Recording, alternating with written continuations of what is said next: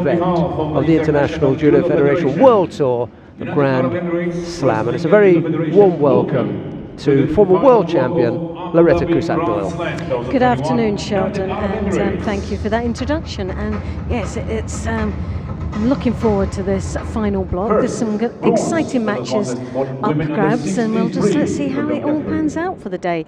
I think when we were going through every final and every bronze medal match, it was going to be really difficult, I think, in most of them, to identify who would walk away with a medal around their necks today. I think there's some really close calls. Well, we're going to find out where the medals are going to go. And the first of the bronze medal contests features the number one seed, Andrea Leszki of Slovenia. She's up against Katarina Hecker of Australia. It's Leszki in the white judogi, Hecker in blue. The referee in the middle for this one is Amano Akiko of Japan. Well, Leszki came into this competition as the number one seed and fell at the last, more or less the last hurdle in the quarterfinals, and she's up against Hecker. They have competed before, head-to-heads 3, and Leszki has defeated her opponents 3 times. So it'll be interesting to see if this could all turn around for Hecker. She's had a really good performance here today. So is she up for this match and up for taking this medal here today against Leszki? All of the Australian women have shown some form today. Maeve Coughlin, she was in the same pool as Leszki, and then I think in the other weight category, the under 70 kilo category, her sister Aifa Coughlin as well. She went the distance, didn't she? Losing to Tanaka Shio. We'll talk about that when we come to it, but just to mention that the Australians have had not a bad time of it. Well, Hecker is really looking strong out there. She's taken full control of this first opening couple of minutes, or 1 minute of this match, I should say, and there's no messing around with her at all. Leszki's picked up her first Shido. Overwhelmed by the first reaction from Hecker, maybe finding that quite a surprise, really. But Hecker slightly taller than her opponent, and when she throws that right arm over the top, she becomes very dangerous to Leszki. As you can see there, she's dominating her when drawing that head down, and she's leading her onto that right leg for the Uchimata. So, and Leszki at the moment just seems to be following. She can't get rid of that grip that's over the top, however much she's trying. Nice ko-uchigari there, and try to get under the defensive right arm of Hecker. Found herself a little bit tied up, but still rescued herself on the edge of the contest area.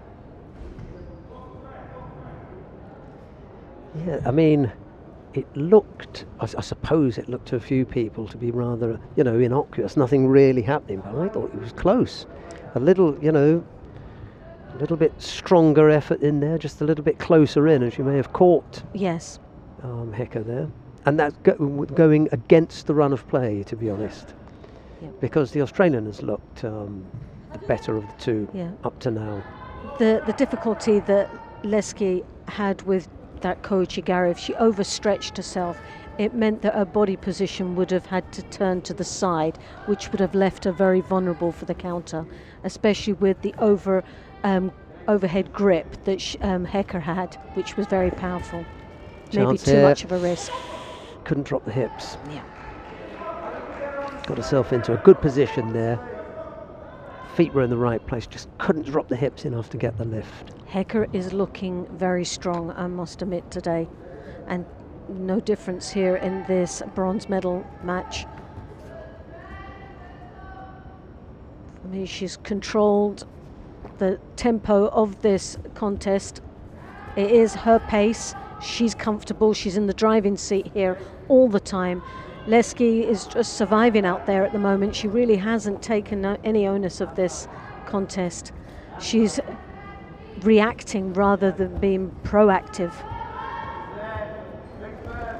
There's the first time we've seen a very, very strong attack there from Leszki. She really needed that. It was beginning to drift away from her. You could see that clock ticking down when she had to put an attack in, and she did. She was actually moving one way and then attacked the other way. Yeah. But nevertheless, it was strong enough to make Katharina Hecker defend against it, and then collapsed onto her front, but good enough attack. Maybe the strongest attack so far between the pair of them. Yeah.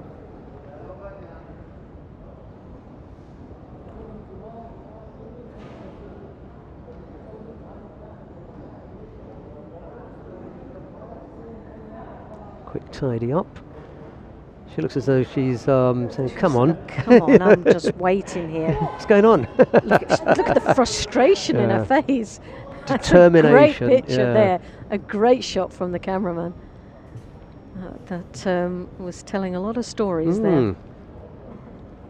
We don't often get that shot, do we? No, not that close as well. That was that expression. Yeah, when they're doing their belts up. There was a lot of feedback coming from that expression.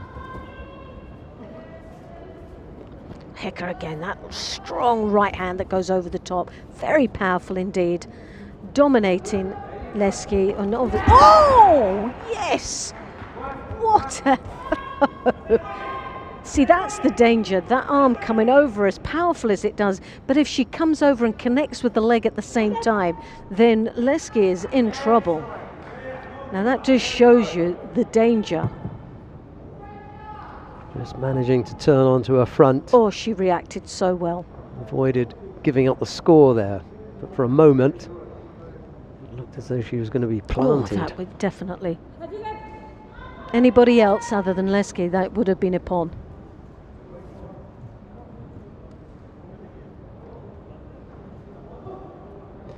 The spread of medals in this weight category has been pretty much confined to 3 people.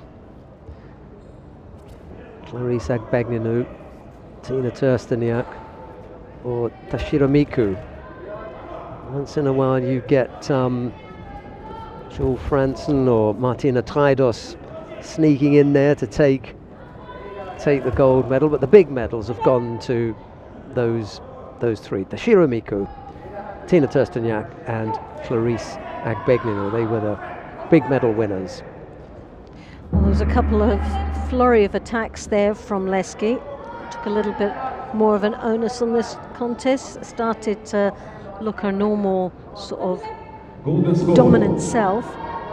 But Hecker now with 2 Shidos on the board, so she's got to be really careful here. She throws that arm over. She knows that if she can connect with that, she's got something to follow through with. Now, head up. Leski brings her head up. Well, if she brings her head up too quick, that Oso Tagari is going to be there for Hecker to come in with. She's got the Koichigari. So that's the danger for Leski. She's getting her head caught up, but if she moves, she then puts her weight onto her heels, which opens up for Hecker for the Oso Tagari straight away, which we saw earlier on. And that's where, that's the danger. The other thing is you don't want to be drifting off into the edge of the competition area. Well, it's a Shido, 2 Shidos apiece now. For me, that comes as a result of her having looked negative, especially during that last exchange there. Yeah. Went to the edge of the competition area, head down, too much pressure. Just picked up the penalty. This is what she's got to do. She's got to kill that right arm of Hecker's. And Hecker's not going to allow that to happen so easily.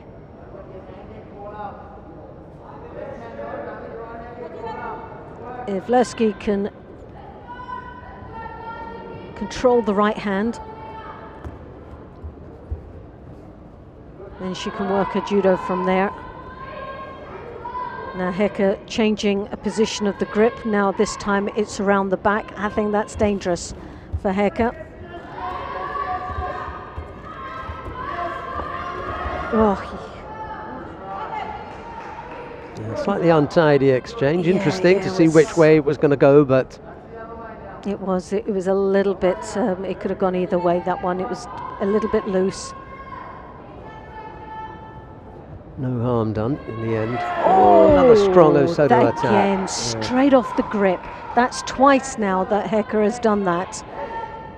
The first attempt was a little bit better, a bit more sharper, and a bit more on target, but again it just shows you how dangerous she is when she throws that arm and the leg goes at the same time. Seeing it, oh yes, What a finish! Well, she walked straight onto that. Moroti Sianagi, she just dropped right out of sight. Heka, throwing that arm over, became overconfident and walked onto it. Winner and bronze medalist for women under 63. Well, definitely no argument with that, but a great match between the both of them. There was really, that was a good one. I enjoyed that. Yeah, the penalties actually didn't come into it as far as, you know, making it an unattractive battle. You think, you know, with both fighters having 2 penalties, it may have been dull. It wasn't at all. It was a good battle. Well, that makes it 4-0 now to Leski. And a save, as we were talking about. You come in as the #1 seed. You can see the highlights. That's right. Of this first bronze medal contest on the screen. Just have a look at this, Loretta. Oh, nice. Good one. It gets better each time you see it. Well, she threw that arm over and she just gave it to her on a plate, didn't she, really? That was an early... And the 2 steps that followed, arm over, 2 steps coming forward. Yeah. Everything coming on to just Leski, timing perfect.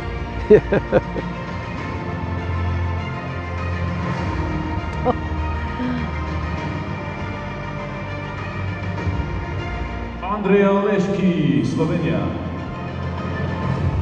So, the first of the bronze medals goes to Andrea Leski. We've got a second bronze medal coming up now. Caitlin Quadros of Brazil goes up against Renata Zakova of the Czech Republic. It's Quadros in the white judogi, Zakova in blue.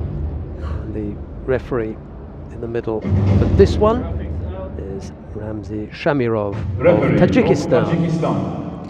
Well, these two have battled it out before, back in 2019 in the Obervat European Open, believe it or not, and obviously Quadros defeated her opponent. But it's quite interesting, the age gap between both these athletes. Quadros 34 years of age and Zakova 21. Junior European champion in 2020, and obviously the one all to win and all to gain, nothing to lose, isn't it? A situation for this young lady from the Czech Republic.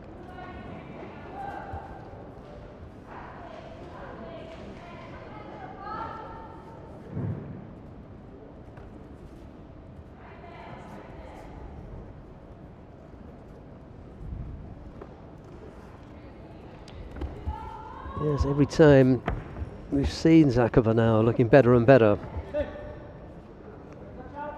Yeah, she's looking strong, more and more confident. She's starting to flourish. Quadros, the last time she was in Abu Dhabi, she was in 2019, was bronze medalist. So she'll be hoping to repeat that performance. As far as I can remember, this is the furthest that Zakova has ever been in a Grand Slam.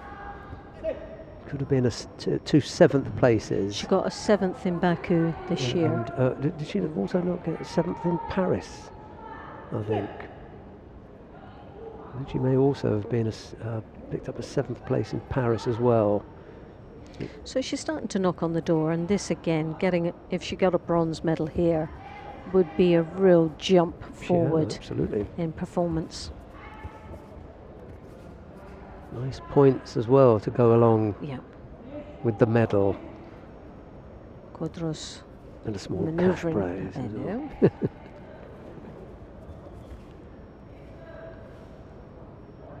Zakova getting the high collar grip, pouring down on Quadros, trying to slow the pace down a little bit. Quadros looking for the Ouchigari. Good lapel and sleeve grip. Yeah, it was 7th place in the same year, October, November. Within a and couple of Baku, weeks. within weeks of each other, Baku and Paris for Zakova. And they've both been difficult places to go to. Strong well, events. Paris for sure. At the end yeah. of the day, strong events. Bronze medal in Zagreb. Yeah. She's definitely one that's growing, isn't she, in confidence. The more exposure she gets, the more confidence that she has in her ability. And just she's out of juniors. challenging. And just out of juniors, yeah. 21 years of age. Yeah.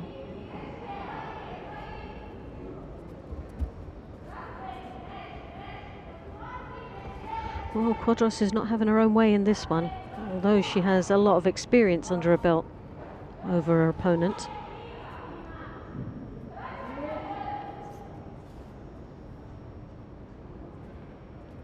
Left hand on the lapel. Quadros switches direction there. Sutemiwaza took Zakova by surprise on that one. Tried to ambush her, didn't she? It wasn't as so much as she saw that coming. It was when it took place she was able to avoid it. Well, it was very sharp, Yeah. wasn't it? Yeah, she Very was sharp. Underneath it quickly, Quadros. A couple of Ashiwaza movements there. Not the most stylish.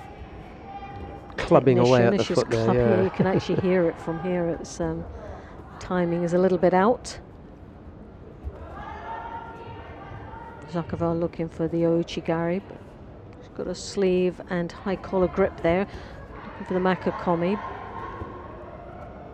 Quadros bracing on that, but also try to rescue it by doing a type of sacrifice.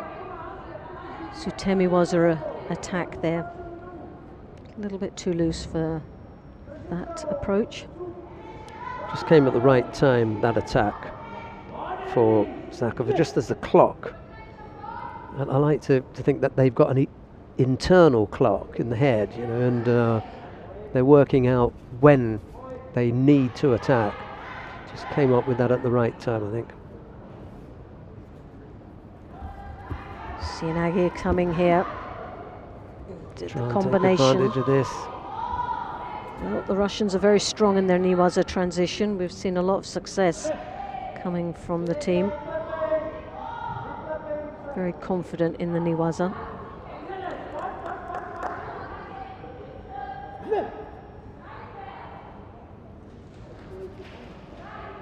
Well, seconds ticking away. It's looking like this will go to golden score. Oh, and there's another Sienagi. She tries to.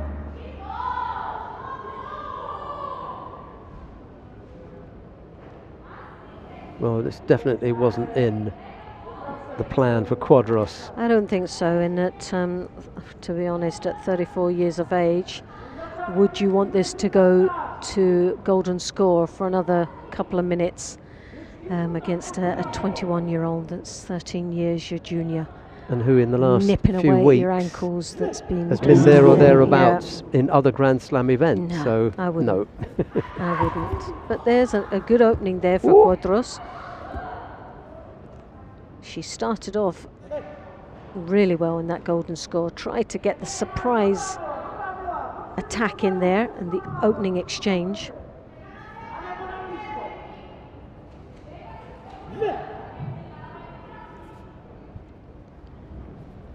Good at getting a grip, there's no doubt about it, off that lapel once more. Well, there's another good attack and another one like that. As you can see on the scoreboard, there's 2 sheet already for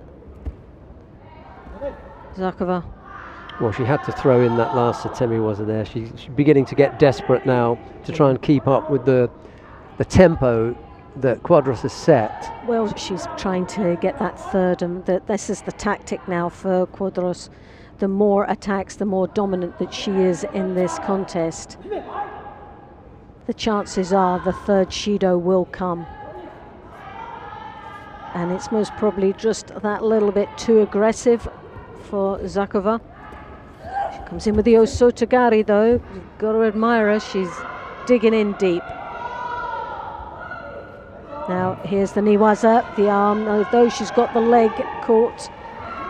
Quadros is very strong, but it's a little bit untidy as far as the technique is concerned. That foot's in the way. Oh gosh. In the throat as well. She just footed her in the face. Gosh. Right, well, it's a wake-up call for Zakova, I think. She really is beginning to fall behind here. She's starting to look intimidated now by Quadros. That experience is starting to show the flair that Go for it now. the Brazilian has. Quite a few of the players haven't taken advantage of the fact that when they're failed and they're still facing you, you can continue to attack. Yes. And the thing about that is you don't have to worry about the uranagi counter because they're on their knees. You're not going to get countered. Once they're on their knees and they haven't gone into newaza, that's still a tachiwaza opportunity for you if you're standing. So just missed out there, just to put the pressure on. Yep. And make Quadros feel uncomfortable about, continuing with those types of attacks. Well, that was a good little comeback from Zakova. Giving her a little bit of a taste of her own medicine. She comes again, throws that arm over. Better grip. It's a nice grip there from... She's never going to throw with that. No. But she just waited for too long. You had a good grip. Needed to make use of it. She gave her too much time to settle. Yeah. And that the was an danger. out. Yeah. It's straight off that grip. She's got to be gutsy. And this is about someone being really brave out here now and just going for it. And the only one that's got nothing to lose is Zakova. If she went out and just be really gutsy out here, she might surprise herself. Well, it could be that she'll pick up the third and final Shido soon. That's a nice attack, but she just managed to get off it and no more. But here we go. Well, third and final Shido. It's a shame it went like that, but at the end of in that golden score, you could see that the maturity of Quadros was just so overwhelming for Zakova, and that had the edge for her in that golden score. Yes, it did seem that way. I thought, given the recent improvement that Zakova had shown, that she wasn't going to be troubled. No, I thought she started off really well, at least in the first 3 minutes. I felt that she was good, and then all of a sudden the tempo changed, and especially when she started to sort of get the Shidos, the two Shidos on the board, was changing the dynamics of that match completely. Quadros realized that tactically she could win this by just being first. Right, we come now to the final of the under 63 kilo category. Sanne Vermeer of the Netherlands goes up against Lucy Renschel of Great Britain. It's Vermeer in the white judogi, Renschel in blue. The referee in the middle, but this one is Roland Heuger of Austria. Well, these athletes have been head-to-head before 4 times, and the score is Vermeer 3, Renschel 1. The last time they fought was in Tbilisi, which was the semi-final back in 2019. Well, looking at it, it says 2-1, so somewhere my figures have gone wrong. So, check on that. Referee from Austria. We'll have a look. It's one that I've added to the list. So for the Renschel fans out there, Now, please welcome the Nobody say, finalists. In "No, white you're wrong." judogi, representing the Netherlands. Vermeer, head down, focus in, marches out, and a very calm Renschel as she walks into the field of play, composing herself. Jamie Johnson coming out with her as a coach.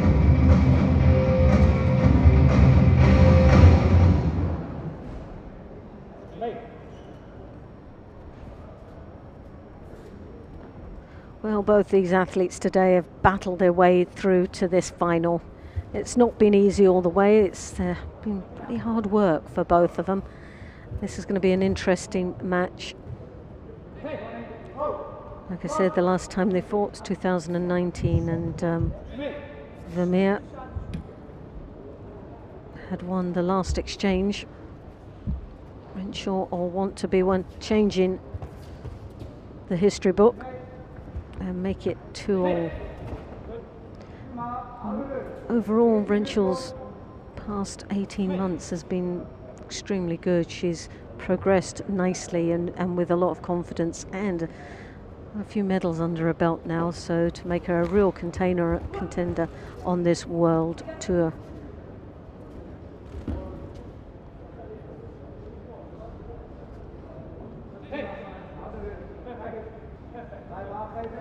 Vermeer, world ranked number 8.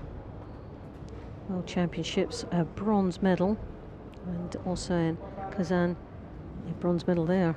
She's European silver medalist. A few medals under her belt.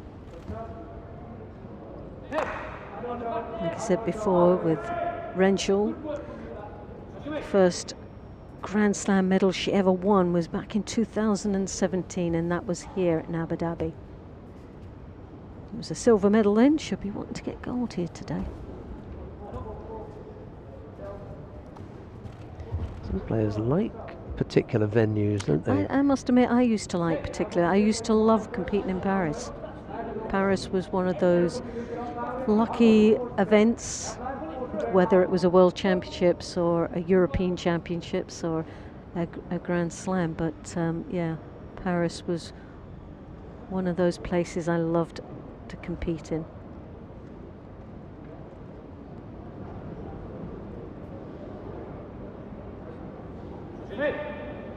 So 2.5 minutes remaining, still no score, and what's nice is that there isn't any Shidos.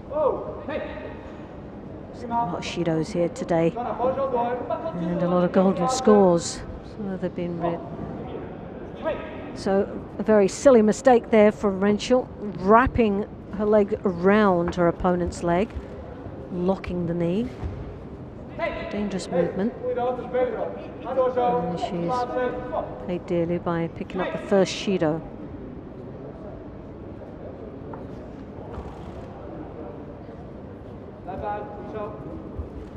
Coming around the back, Renshaw brings the hips through, looking for the Uchimata attempt, but she also has got a lovely Ko-Uchigari and an Ouchigari as well with that, so she's very, very strong if she can get into the right position.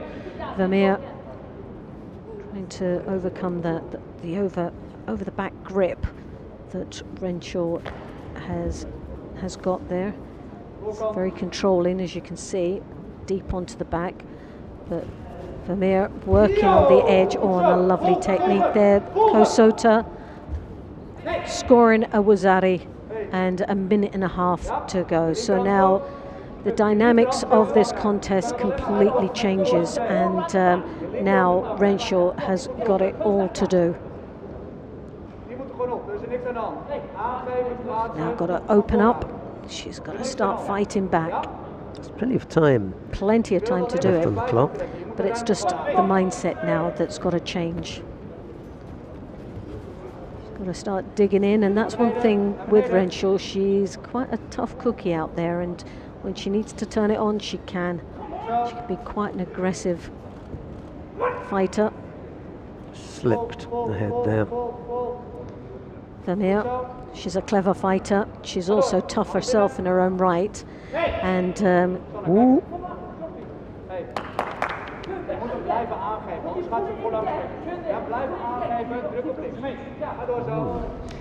Yeah, I was happy with the referee to allow Vermeer to continue to block, because there was still an opportunity for Lucy Renshaw to take part in some newaza. yes, She could take advantage of that, but I think that having allowed that and Sana Vermeer continuing, to block, once he'd seen enough, could have given her the penalty for avoiding to take a grip, because she was completely, overly defensive, bent over. Anyhow. And Renshaw's coming deep over the back. A change of there she goes direction. again. She's so predictable, but Vermeer now drops to the ground. Well, she'll pick up a Shido for that.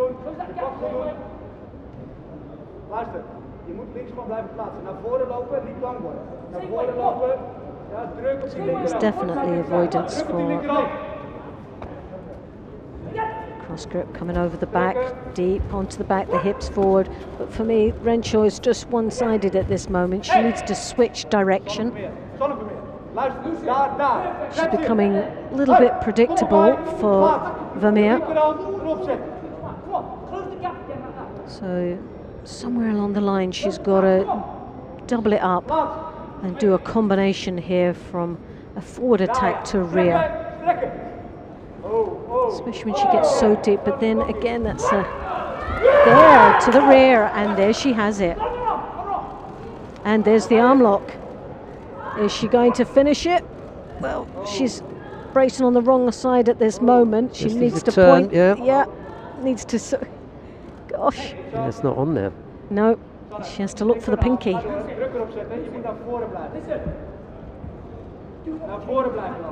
She needed just to take her time with that one. She really did just rush into the arm lock. I think she's composed herself a little bit more. She would have been able to work out the leverage on that arm. But then it's a good comeback. But here...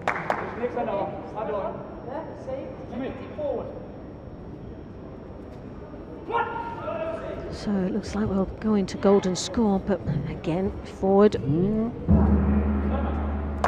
So it was the switch of direction that brought Renshaw back into this contest. And now she's got to realise what she's capable of doing and sort of mix it up a little bit and not being so predictable. But Vermeer has got to stay on her feet. She's not to be intimidated by Renshaw at all, and she is starting to let herself get intimidated. As soon as that arm comes over the top, she feels threatened, and her reaction is to drop to the ground. She's got to avoid that. Yeah, she may have also thought that it would be over by now. Yes, yeah, and she'll be disappointed with that, to feel that this is now battling on into a golden score. But both of them have been in this position already. And they're no strangers to golden scores. Again, Renshaw ran the back. Yeah, the extreme stances are causing the problem. Oh, one way or the other. For a moment, one way someone's going to go, aren't they? It looked as though Lucy was in a good position, and then Sana came back and almost took her back. Yep. She looked a little bit vulnerable there, didn't she? Well, both of them, but only for a split second. Yeah. Renshaw takes the lapel, drops in with the Sianagi. Again, a slightly change of direction, yes. Another good, strong attack. Rescued by Vermeer. But two strong attacks back to back, which piles the pressure on. They're going to have another look at that because it was close, but yeah. Well, a win and a gold medal this time to add to the collection of the silver she got back in 2019, I think it was. Category in blue judo representing Great Britain, Lucy Renshaw. 2017. Goodness me, it's taken her a long time.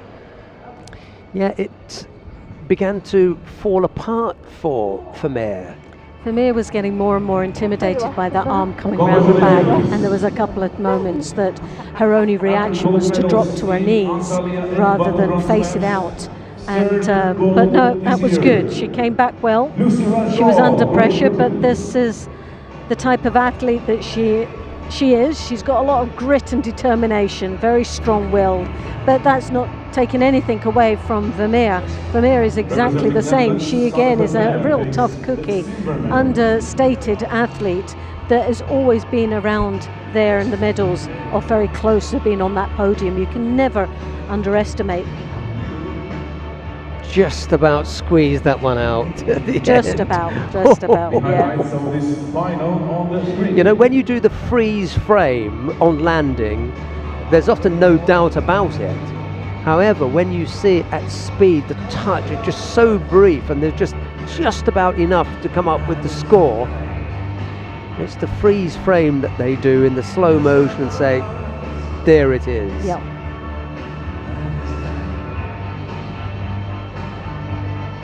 And at no point does Sana Vermeer enter into Newaza. She also grabs the leg on the way over, by the way. I'm not sure what the Shido was. I'm not sure whether Vermeer had a Shido at all. Yeah, she did. She did. Well, that would have been another. Well, she'll be a happy young lady there, as you can see. Didn't need to go there in the end. No. Right, we've got the second of our weight categories coming up. The bronze medal contest in the under 73 kilo category features Soman Makhmadbekov of Tajikistan. He goes up against Armen Agayan of Russia. It'll be Makhmadbekov in the white judogi, Agayan in blue. And the referee in the middle for this one is Lim Hee-dae of the Republic of Korea. And now, welcome judoka. In white, judogi representing Tajikistan, 2018 I think it's his height that causes problems, Makhmadbekov, among other things, of course. But you know, he is slightly unusual for the weight category. He is quite tall. But he looks healthy with it, though. That's the thing. It doesn't not look string like bean or anything. he still looks beefy enough in this weight category. Just very long-limbed, isn't he? I don't know why, because he's not head and shoulders taller than Agayan. Nice footwork there. Couple of centimeters maybe. Koichigari there for Russian. Oh, it is a bit of a whirlwind now, opening up. Quite a lot of action going on. Pace quite fast. Not sure what that last effort was. No. Makhmadbekov just collapsed there, I think didn't it's he? one of those situations the body's going faster than the brain, isn't it? Absolutely. That's exactly what it was. I'd like to do this, but I haven't told my body yet. Well, my body's doing it, but I haven't told my head.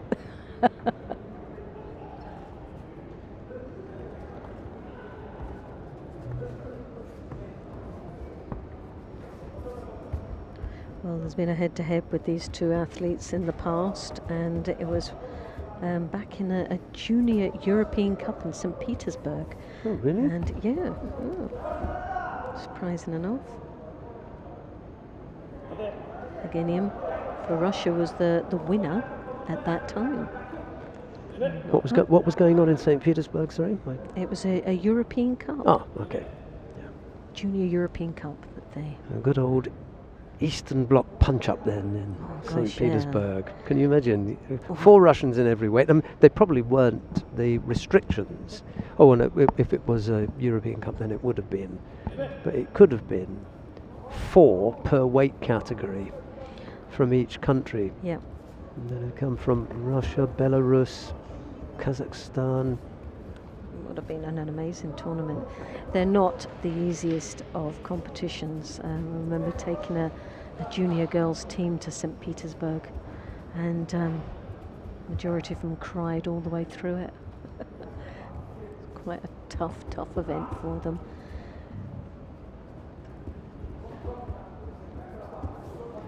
Yeah, when they had the breakup of the Soviet Union and you had this increase in numbers, instead of having just 1, 2, 3 or 4 maximum from what would have been the Soviet Union. You had Azerbaijan, Georgia, Russia, Kazakhstan, Uzbekistan, every stan was there. Yes. Going on. Terrifying. Ukraine. Some depth. Full of, and they all had, variations of the Eastern Bloc styles. Made for a very, very difficult tournament. It was a very difficult time when that first happened, wasn't it? Just trying to remember. I mean, you go to somewhere like the Hungary Cup, for example, and that the shape of the Hungary Cup changed completely. You know, Bulgaria, Hungary, and then all the other, you know, Soviet and in those countries time that it was I only mentioned. one in every weight, wasn't Yeah. it? You couldn't put like multiple selections from the same country at That's that right. time. It was But then only it was one. freedom. You can put it, you know, as many as you like. Very very hard going. We didn't mention the Baltic either. You know, Lithuania, Latvia, Estonia used to come from all places. Very, very strong continent, there's no doubt about it. Strong, strong. Eastern European. Into the last minute, no score. Both fighters have picked up a penalty apiece. Little right-sided effort, then the Ashiwaza to follow. Nice movement. There's a nice flow about the movement in this contest, although there isn't any scorers yet. There's a lot of opportunities there, and they're creating opportunities in this match. It's not as if it's more resistance and negativity. They're trying quite a lot to open up and make their chances.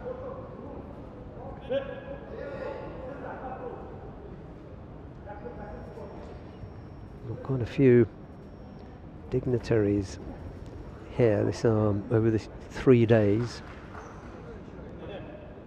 In that last shot, the president of the Tajikistan Judo Federation. Well, no prizes for guessing where his money is.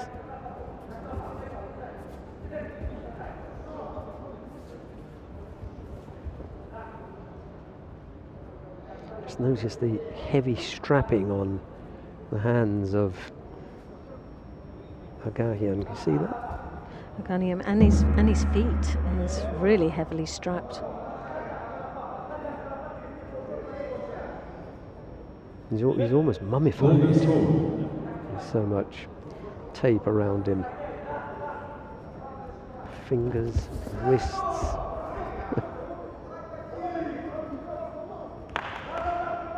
Well, here's an opportunity, first opportunity we've seen in Newaza really. And this is where we get this little spin over.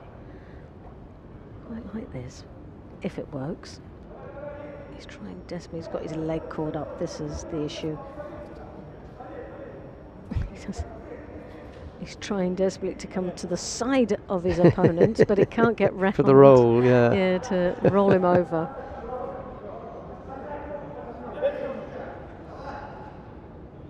Agahian managed to block that.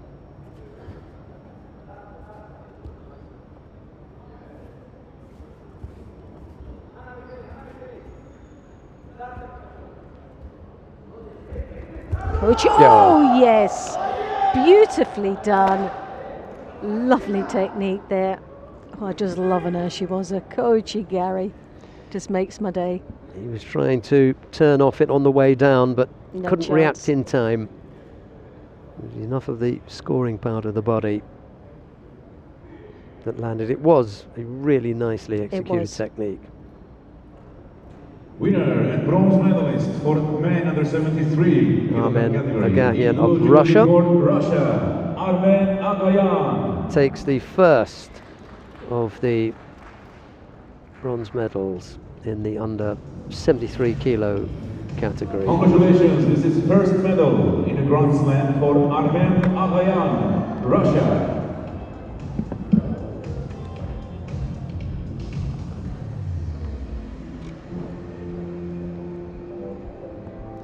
Did Georgie say that it was Agahian's first Grand Slam medal? Yes. Not surprised.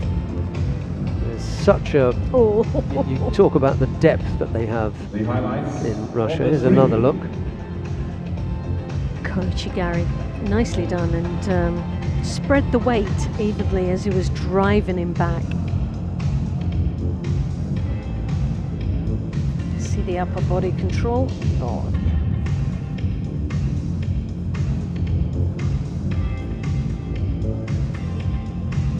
Just gave him that little pull to the front, didn't he? It was like a First, show, it was a little bit of a touch, twitch there, sort of showed to the front and then switched it back for the coach He again. may have gotten a reaction. We can see it here in slow motion. Yeah, he Yes, did. he did. He got did. really good at reaction from him. Absolutely.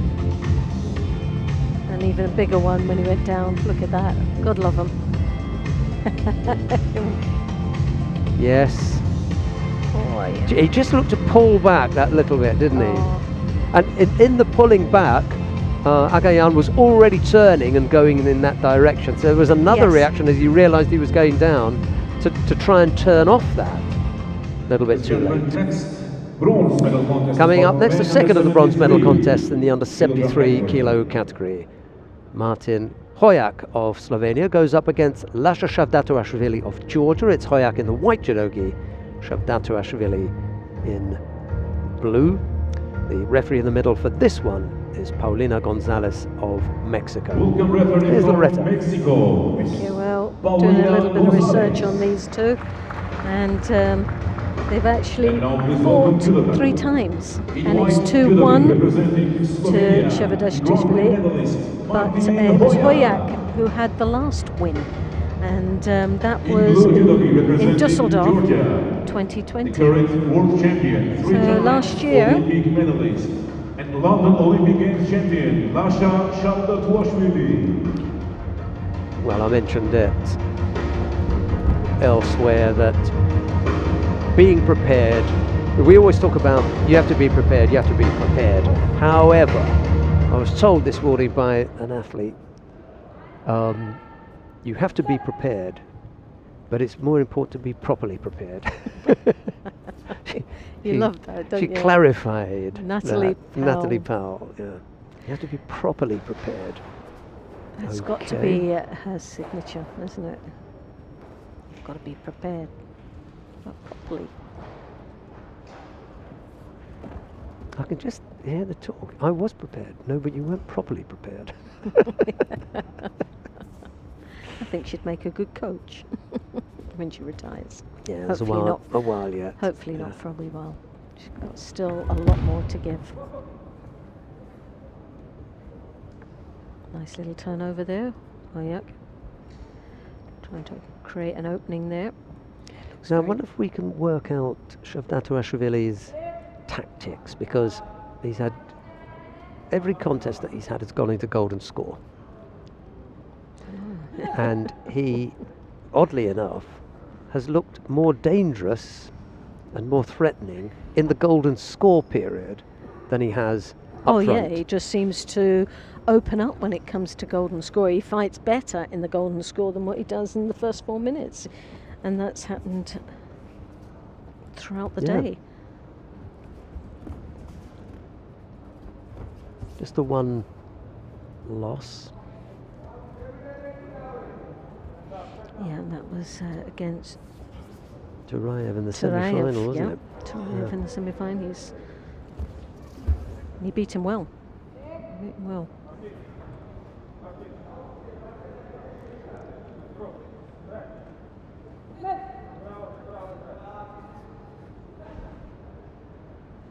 Although I'm a great fan of the Georgian, I just feel, based on performance here today, Hojak, it's got to be his day. He's just been looking really the sharper of the two. Shavdatoashvili has really battled his way. Just shows that the class of the man, that on a really bad day at the office, he can still get himself into the final. Into a bronze medal match, I should say.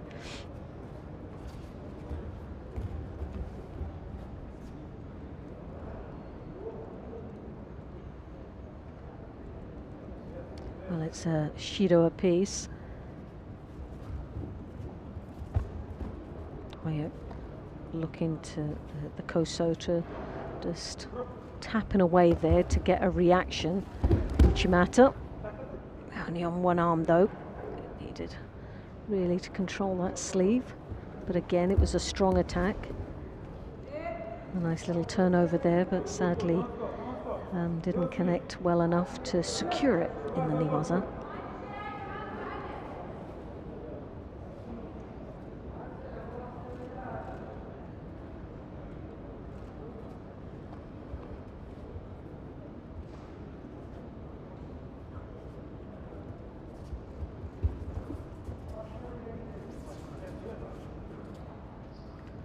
Yeah, just needs to get stronger control. He's got that there, as you can see now.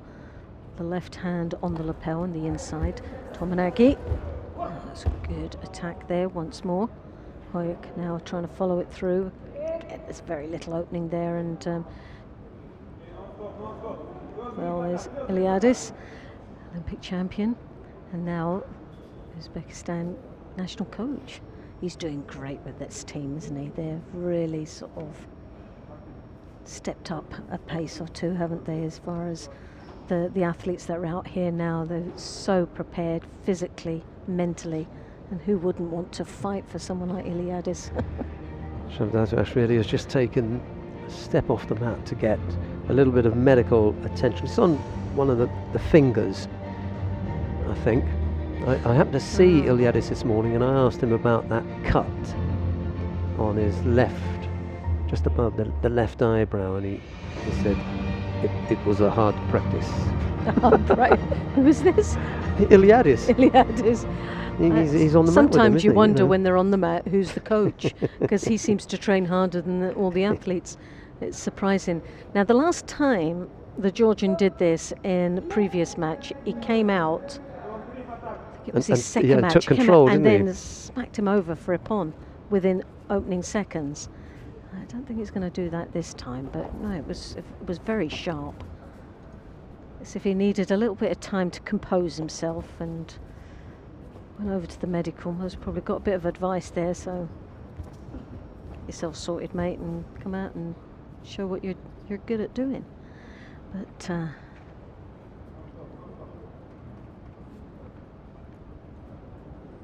Hoyuk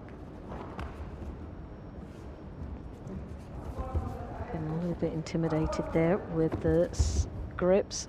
As you can see, the Georgian coming over the top onto that belt, drawing his opponent down onto his knees, and now we're into golden scores. So 2 Shidos to 1. Golden score. Shavdashvili there. Now it's 2 apiece. So Here we go again. The Chav in well, he likes a golden golden score, score. doesn't he? He definitely likes a golden score. Has to keep us on the edge of it. Oh, it's almost as though he set out with a particular plan not to go to golden score. His plan is not to go to golden score. His plan is to wear down his opponents so they are not as strong at the back end of the contest, because they've given plenty at the front end of the contest, so he can get stronger. well, the one thing you can't doubt is his condition, because Yeah, he's he's had to do supreme. this every round, so he's got a major tank. His lungs ready to go for this length of time and be dangerous all the way through.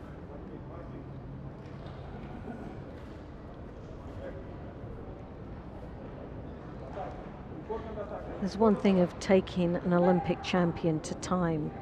It's taking him beyond time is the hard thing, isn't it? When you get to that point, you go, surely not, I've not got to continue doing this. It's killed me. And here again, you see the Georgian all over. Yep, stepped up a gear. He's Uchimata. Yes, change of direction. That was a good escape there. Nicely rescued from Hovak. Yeah, I just feel that he's piling up the attacks now. One more strong one may do it. Hoyuk really has to sort of keep his wits about him here, and he's got to come in first. He's got to try and get that lapel grip that he had in the past, and he's got to be first. He's got to really go for this. Now, it's a situation. Do you want to just know that this is a situation that you could be looking at getting the third and final Shido, which means you get disqualified, or do you just go out blazing here and just throw everything in and go out as a big hero? Maybe get caught doing it, but who knows? If you don't try, you never know. I was always a fighter that just thought, nah, I'd rather get thrown for a pond than lose on a split hand tie or a disqualification. But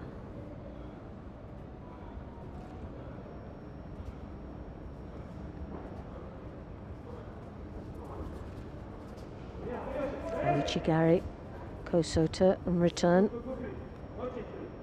Now they're wrapping each other up. The Georgian doing a little bit of intimidating there.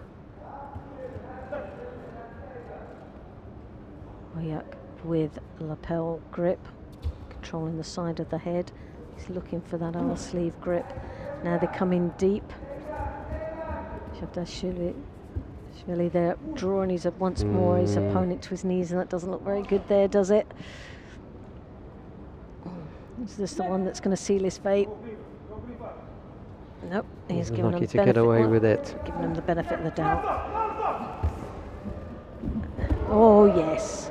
Yeah, he's found a way. There, he found the way. This time again, rather than the penalty, he gets the score. Nicer to see, I must admit.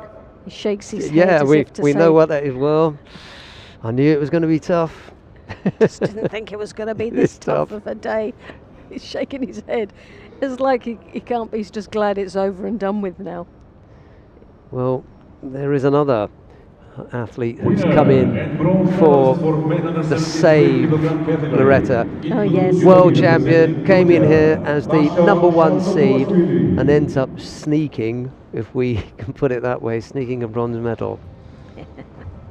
Leshki was the same, wasn't she? She came in as the That's it. #1 seed and snuck a bronze medal. For current world champion, 3 times Olympic medalist and London Olympic Games champion, Lasha Shavdatuashvili, Georgia. Our stadium announcer just giving the rundown on the achievements, or some of the achievements anyway, of Lasha Shavdatuashvili. They should achieve. Yeah. They should just announce what he hasn't done yet. Yeah. It'd be a smaller list, wouldn't it? There's some of the highlights of this match. Yeah, there's the finishing touches. Yes, I can just imagine how that would go. Lasha Shavdatuashvili, who never actually won the Ipswich Open. You know, really go down well. He won everything else. But he never won everything else, but he hasn't won the Ipswich Open. Yes, Lasha Shavdatuashvili, bronze medal winner. Yeah. Another save. Ojak fought really well. We said this morning that he was going to cause problems. And he has, definitely.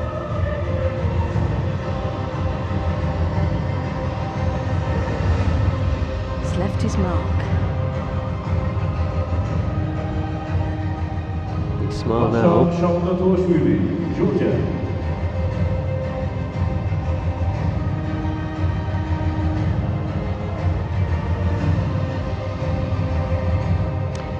Come now to the final of the under 73 kilo category. Hikmatilak Turayev of Uzbekistan goes up against Sendocher Sogbata of Mongolia. It'll be Turayev in the white judogi, Sendocher in blue. The referee in the middle for this one is Veli-Matti Karinkanta of Finland.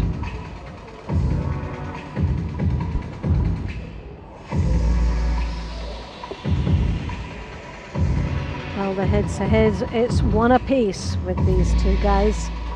And the last time they fought was in Doha Masters. And it was Turayev that beat his opponent. Also, as Annette Berm likes to say, there's a chance for revenge here then. Revenge. And now, please welcome the finalists. In white judogi representing Uzbekistan, 2021 Doha Masters bronze medalist, Hikmatilo Turayev. In blue judogi representing Mongolia, Tokyo Olympic Games bronze medalist, 3 times Grand Slam winner, Sendocher Sogbata. Mongolian athletes in attendance getting a cheer in for their athlete. As Turayev takes to the tatami.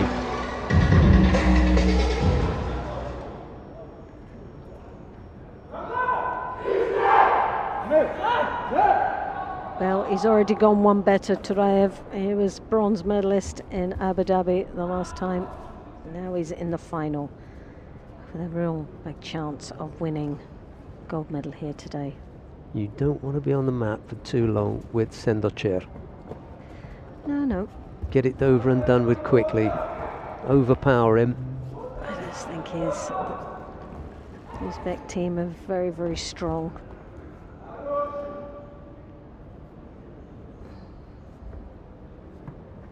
He's got some nice throwing skills, Sendocher. Oh, definitely, yeah, there's no doubt about it. He's a class act.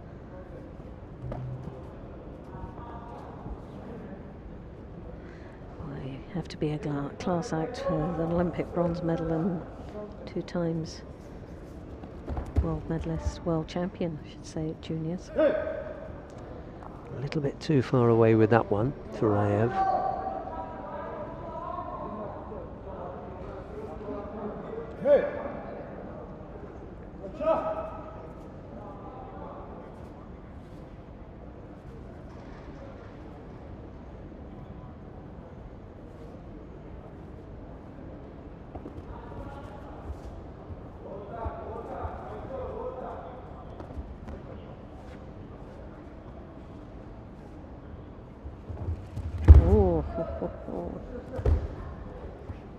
Well, this is where Sendocher will try and create something, but very defensive positioning there.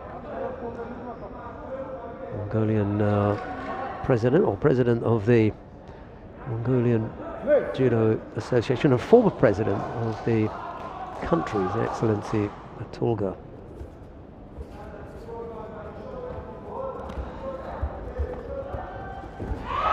Yes, just about. Nice. You might want to have a look at the landing there, but well worked. Opens it all up now, doesn't it?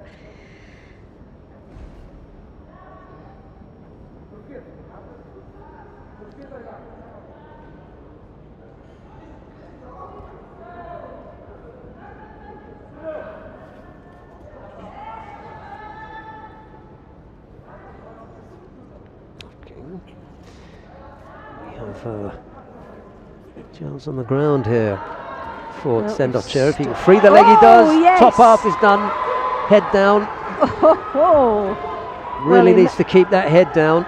He made it look easy there, didn't he? And he's holding him down like a wee baby. Well, he only needed the 10 seconds, didn't he? In the end, he had the Wazari on the board.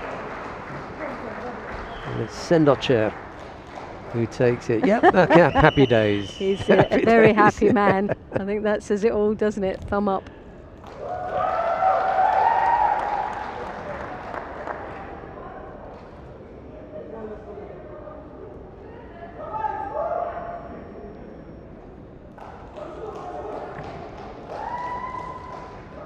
Absolutely love judo, Mongolia. Brilliant. Winner and gold medalist. So glad that they've announced the return of a Grand Prix in Mongolia. Will be there on the World Tour again. Sendocher Sogbata Congratulations. picks up the gold medal here Mongolia. in Abu Dhabi. Gold medal number 4 Doing it in front of the president. Even better, isn't it? Mongolia. Some of the highlights. Representing Uzbekistan, Hikmatilo Turaev takes the silver medal. Well, Turaev, I mean, he gave us so much entertainment during the day.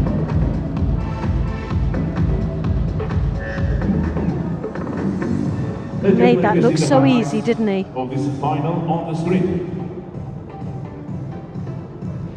Yeah, I really wanted to see him push that left arm out of the way and then trap it with the head, but as long as that was up and around, Turaev had a chance to get out.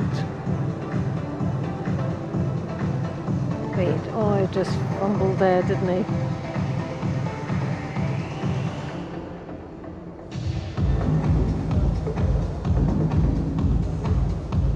See, that's always in your face, isn't it? The arm closest to you, you've got to get that as your Gotta head, just push that in there as yeah. much as possible. Make that uncomfortable for your opponent. If that's free, Yeah, it's He's just off. knocking the control of your Yeah. own head. got little braces in. When I chatted with him this morning, yes, I want to fix my teeth, he said.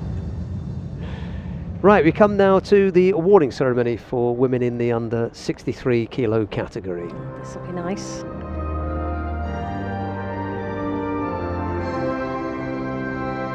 Ladies and gentlemen, welcome to the medal ceremony for the women's under 63 kilogram category.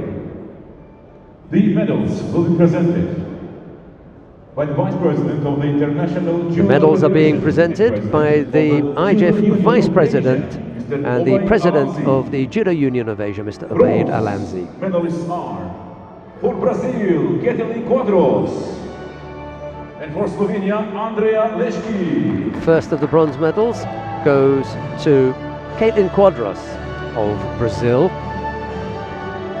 There's a bronze medal also for Andrea Leški of Silver medalist Slovenia. representing the Netherlands, Sonne Vermeer. Silver medal goes to Sanne Vermeer of the Netherlands. And gold The medal, gold medal representing goes Great to Britain, Lucy Renshaw. Renshaw of Great Britain.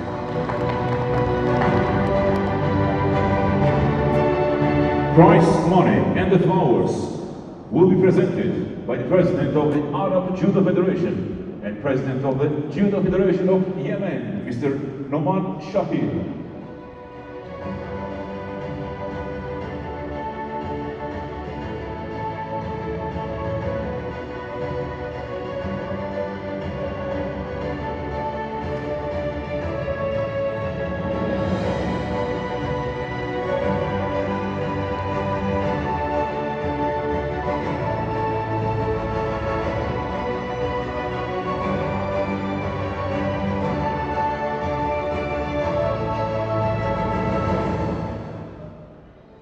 Ladies and gentlemen, please rise for the national anthem of Great Britain.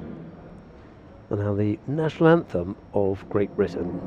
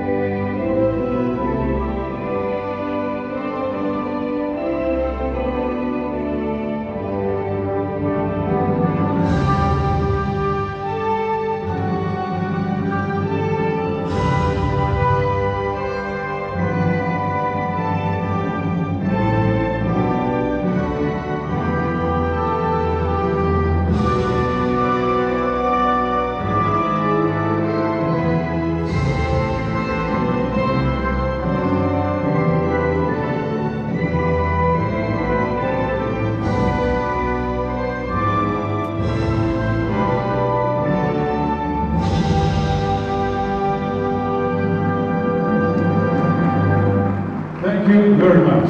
Family picture with VIP and judoka.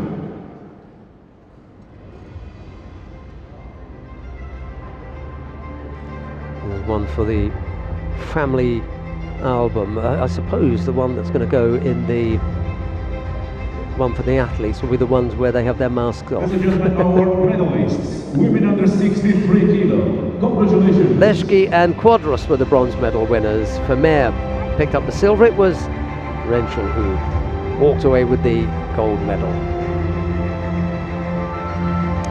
Right, coming up next, it will be the under 70 kilo category.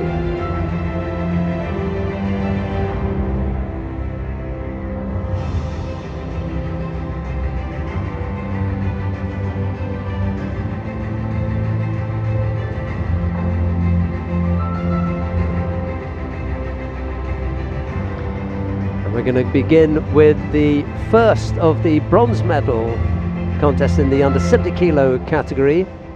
Taisia Kireva of Russia goes up against Marie-Eve Gahi of France. It will be Kireva in the white judogi, Gahi in blue, and the referee in the middle for this one is Amano Akiko of Japan. Referee from Japan, Miss Amano Akiko.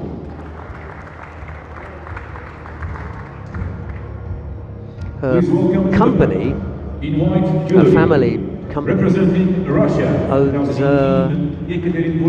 they are manufacturers of fireworks. Oh, Yeah. in blue judogi, representing France. Yeah, one of the biggest manufacturers of fireworks. I remember me mentioning that. I only mention it because it was the 5th of November in UK recently. There was a massive firework display going on, and my granddaughter happened to ask me where they came from. So my daughter piped up and said, China. I said, well, no, not necessarily. Anyway, we're underway with the business of the judo here. Kireva in the white judogi, Gahi in blue, and here's Loretta Cusack-Doyle.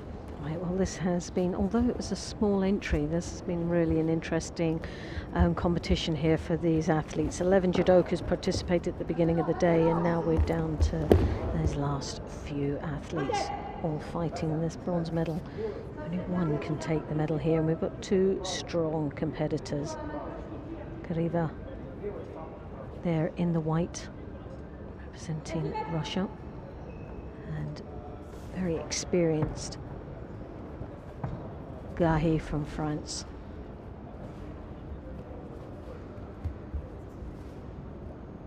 Gahi was defeated in the semi-final by Tanaka.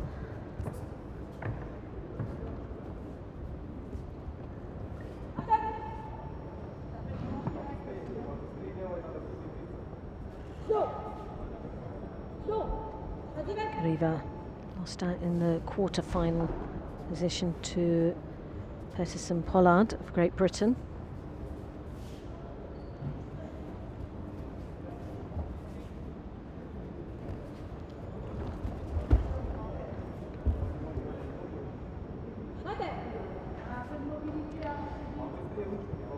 Yes, after Marie-Eve Gahi's World Championship win, I can't remember things going well for her. All seemed to, I don't know, it just began to unravel. And she ended up having, first of all, a threat from within her own country, Margot Pinot of France. Yes, that's right. And then internationally, things became very difficult for her. She didn't get the results that one would have expected from, you know, someone wearing the red back patch. Yeah, it seemed that red back patch was sort of was a hindrance Poison, to her. poison chalice, yeah. And then in the Yes. end,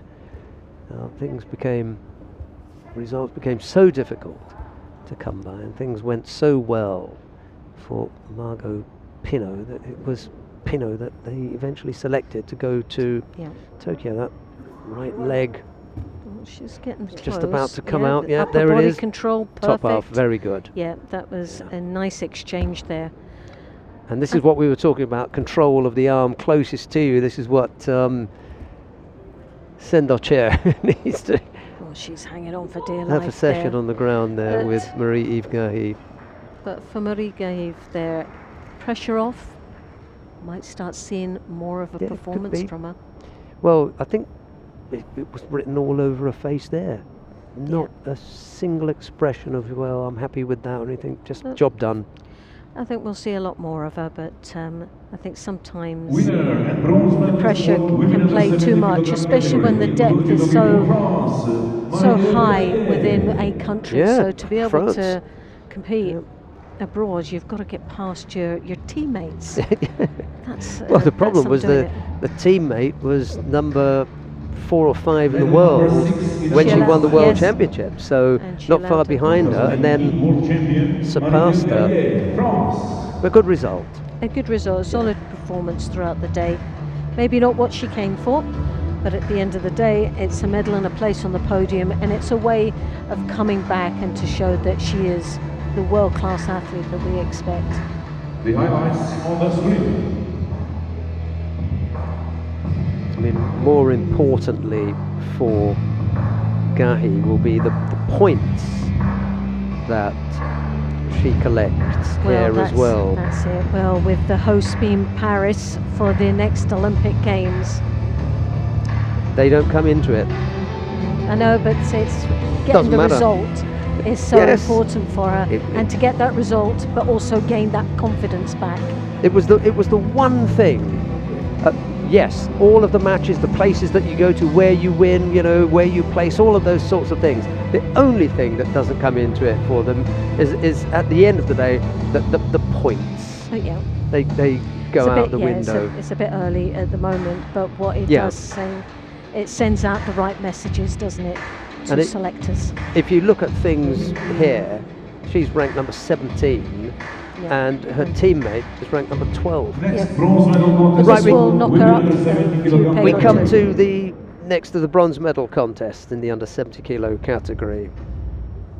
Serendulum Enchimeg of Mongolia goes up against Kelly Peterson-Pollard of Great Britain. It will be Serendulum in the white judogi, Peterson-Pollard in blue. The referee in the middle for this one is Katharina Marzog of Germany. Welcome judoka in white, judogi I said representing Mongolia. that First I time in a bronze would tell medal everyone that we'd had lunch together Serendulum today. Enchimeg. There were In blue 8 judogi representing other Great people on Britain, the table as this well, year but bronze I just bronze medalist, give her Peterson slight Pollard. embarrassment by telling people we'd had lunch together.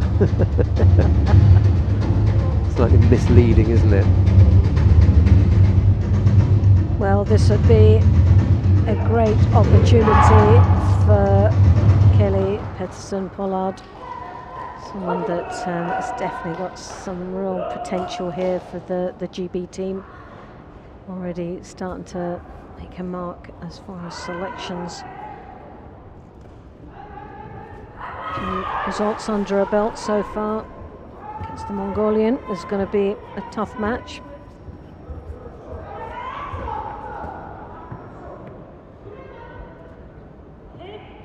Oh, right. Half a minute, well, almost half a minute gone, and we haven't seen a nip-on yet. I mentioned that because Serendulum Yeah. threw her Brazilian opponent earlier on within 5 seconds, so that's I'm gone. sure Kelly Peterson-Pollard would be Happy would have to watched avoid that that, and yeah. avoiding that. With lovely Tai Toshi there. This is definitely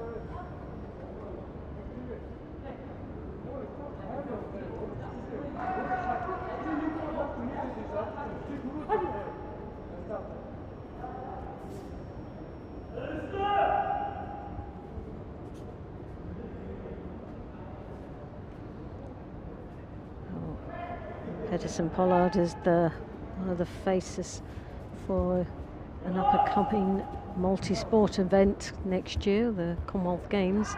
And because she's a local girl and she's pictured everywhere as a gold medal hopeful. What Good pressure entry. there, isn't it? Yes, went a little bit too far in the end. Needs to settle it down a little bit of, needs to calm the nerves. The Mongolian picked up the first Shido. 2.5 minutes remaining. A lot of action going on. Battling away both of these athletes. Nice takedown there from the Mongolian, who now starts to work round in the Niwaza.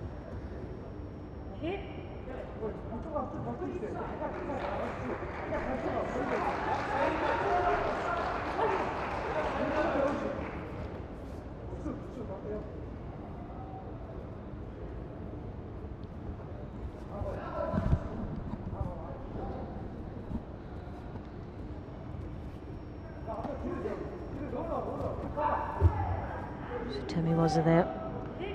She tries to draw her opponent down. Slightly untidy looking effort, to be honest. But Sitemi was up. Bit of a ploy to get her into the Niwaza, I think, more than anything else.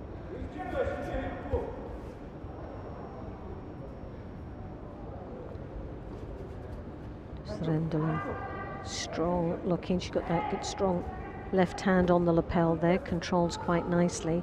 Comes in with the Cianagi again, falls a little bit too short without breaking her opponent's balance. She lost contact with one hand as well. Pollard was able to block that quite nicely, but picks up her first Shido now with 1.5 minutes to go.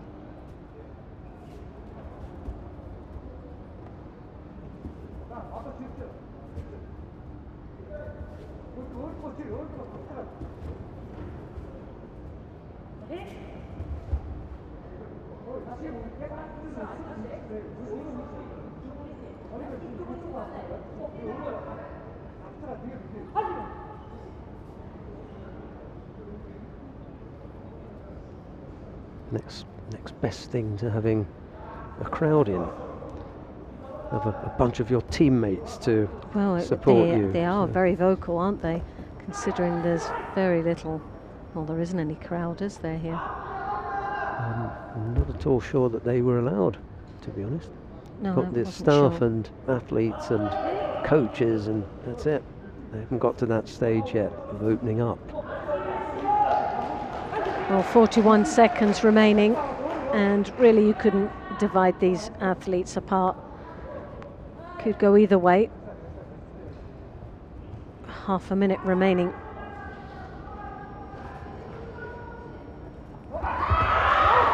Both up until now have just played a very safe game.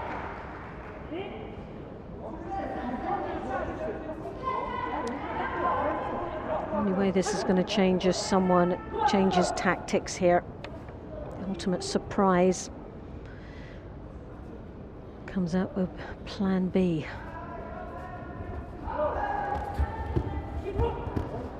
Good little bit of pressure there from Pedersen Pollard. Tries to work down in Niwaza, but left herself a bit blocked as she went into the ground, which is surprising because Niwaza is very strong normally. There's a lot of work there in the ground.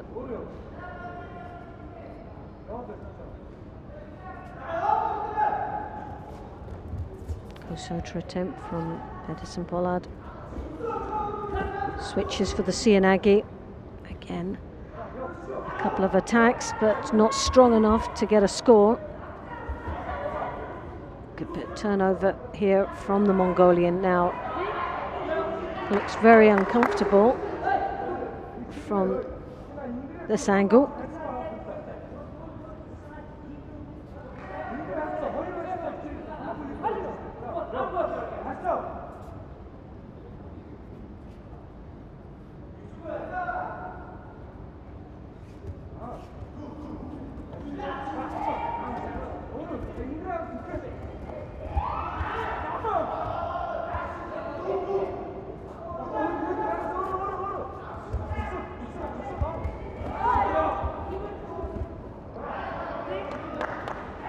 Not sure whether Ceremonies stepped over that or whether Pedersen Pollard just missed with the leg getting that across.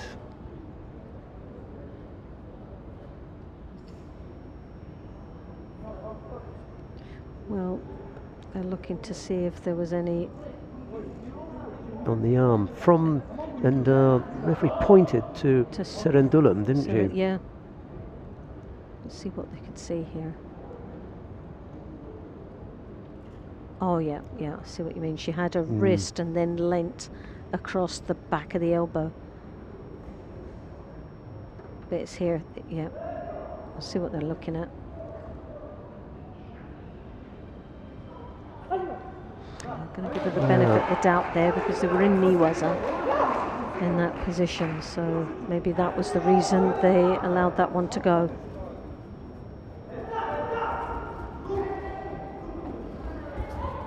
Pollard again on the attack, putting the pressure on, and again another few attacks there with that Tayatoshi. Could have kept going there. Yep. They're really one for that rule now that allows you to attack your opponent when they're just on their knees. Athletes, they're not up on it yet. They're not up on it. They just do not see the opportunities that they're missing at this particular moment. Again, another strong attack there from Pedersen-Pollard. Well, she is starting to pile on the pressure now, and pushing ahead. And there you get it, the third and final Shido, and Pedersen-Pollard takes the bronze medal. And another result for Great Britain, but also for Fitzroy Davis, who's working with this young lady at Hardy Spice in the Midlands. So he'll be delighted. You nearly had me calling his nickname again, but I'm not going to go there. I'll have to find out what that nickname is. He'll be screaming at the telly right now. He'll be screaming, saying, "Don't tell anybody." Don't tell her. Don't tell her. Definitely. Yeah, good effort. Everyone knows. Yeah, that was a good win and British another girl, yeah. good result for Kelly Pedersen-Pollard from Great Britain.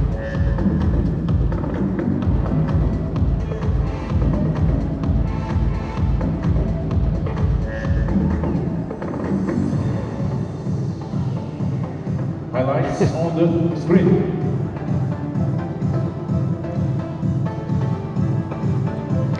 Right, coming up next, we've got the final of the under 70 kilo category for women. Giovanna Scocchimaro of Germany goes up against Tanaka Shio of Japan. It'll be Scocchimaro in the white judogi, Tanaka in blue, and the referee in the middle for this one is Lubomir Peta of Australia. Well, here you have it, world ranked as number 7. Scocchimaro, age 24, slightly older than her opponent, Tanaka. And as you can see, no head-to-heads between these two athletes. The referee from Australia, Mr. Lubomir Peter. Welcome the finalists. In white judogi representing Germany. Scocchimaro now coming on to our field to play. This year World Masters Prepping for this final match. A lot more sedate there. You've got Tanaka quietly making her presence known as she enters the field of play.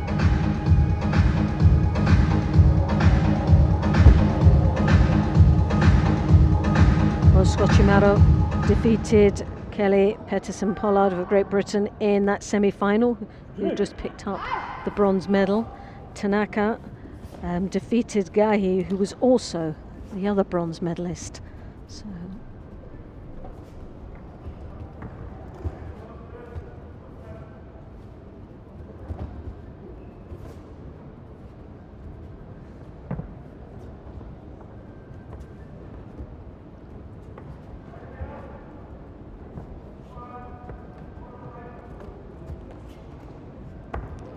slightly taller than her opponent, Scocchimaro, with that right hand. Normally comes over the back, around the back of the head, but opted for a lapel grip this time to block the left side of Tanaka.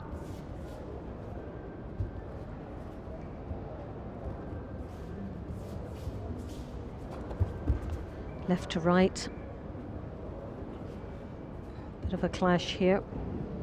Tanaka takes that right sleeve that she knows would be a major problem if she allowed over the top, so tactically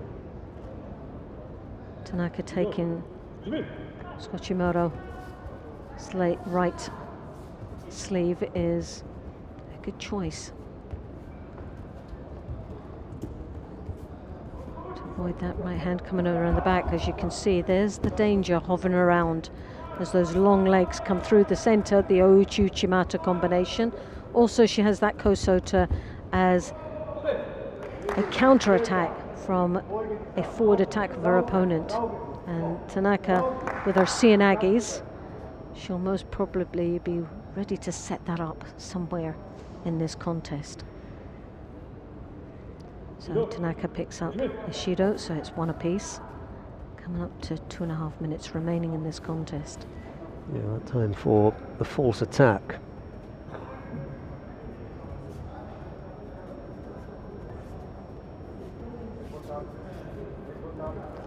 So for Tanaka, taking the right sleeve would be the tactic that I would look for. Control that first and then work from that sleeve. Well, you can see she's trying to do that now, but she's obviously restricting herself. Being a left-hander and working off the right sleeve, it just doesn't seem to suit her style.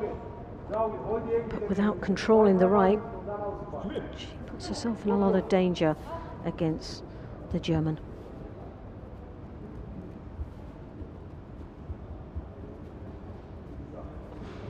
Right hand round the back again once more. Draws in on that hip. She doesn't need to come in too close. Just near enough. Sat her on top of her hip. If she'd managed to get a leverage on that, Tanaka would have been over.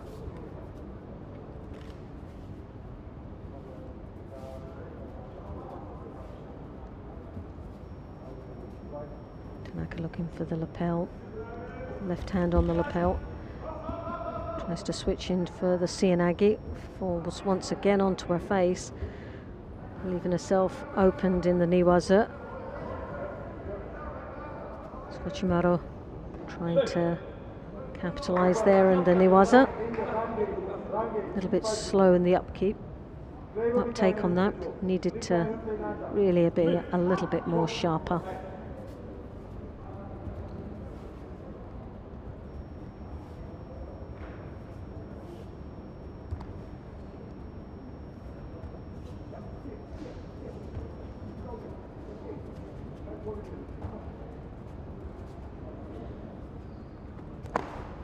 Coming into the last minute now.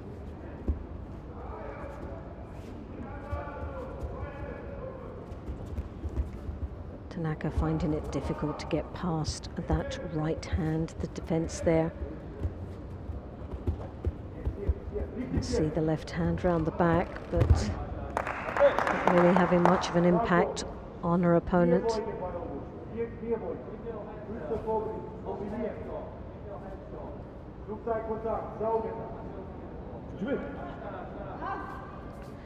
Normally the Japanese athletes tend to have some really good ashiwazas. We're not actually seeing this from Tanaka at all. She's not, which is unusual. Seen a little bit of a flare now, having to open up, and for me, rather than crossing over the top, the Uchimata.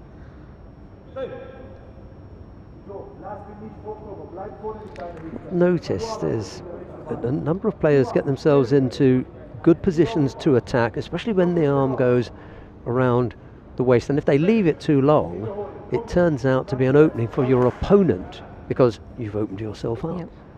You can't hang around for too long, and Skochimaru has been guilty of that on a couple of occasions.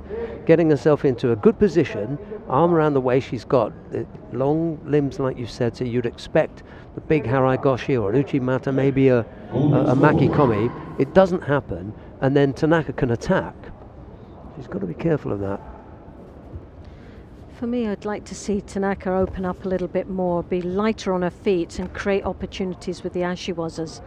We've not seen that at all from this young lady, and it is a really good trait from the Japanese. They normally are very clever with their ashiwazas as opening and also as big scores, and we're not just seeing it with this athlete, which does surprise me, especially when her opponent's that much taller, to be able to keep that distance, but the skipping effect around and getting her opponent light on her feet and using the ashiwazas to create that opening or to get that small score. And we're not seeing that. She's playing into the same game as her opponent, and that's coming in very close around the back, and being the smaller of the opponents, it's not too much to her advantage at this particular moment.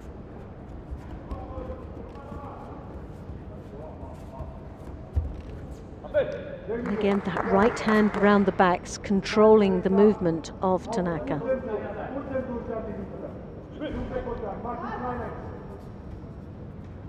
So for me, the Japanese has got to focus on what's given her the problem, and it's that right sleeve.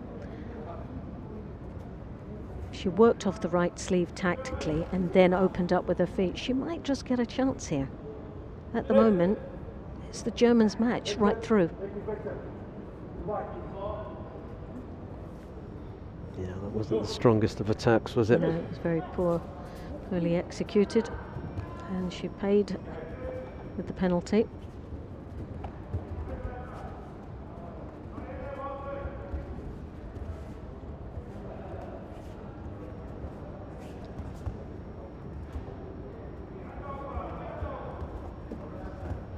Again, that right hand round the back of Tanaka, controlling her movement.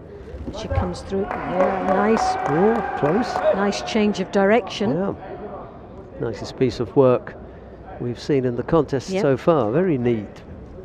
And very different to what she's been doing throughout the last 5, nearly 6 minutes. Unfortunate for Scotchimaro that she wasn't able to come up with a score. Puts a lot of pressure though on Tanaka.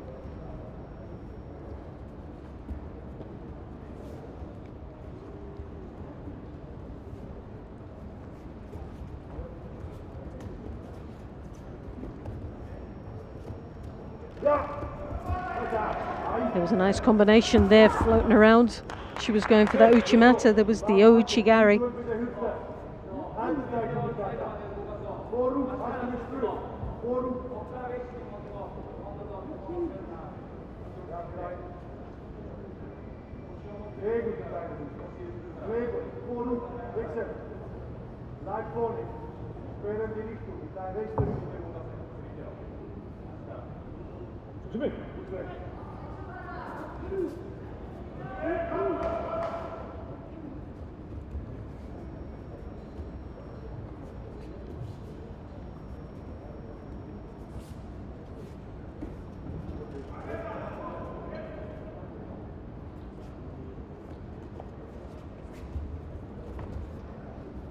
It's Scotchimaro who is at a disadvantage here, having picked up 2 penalties.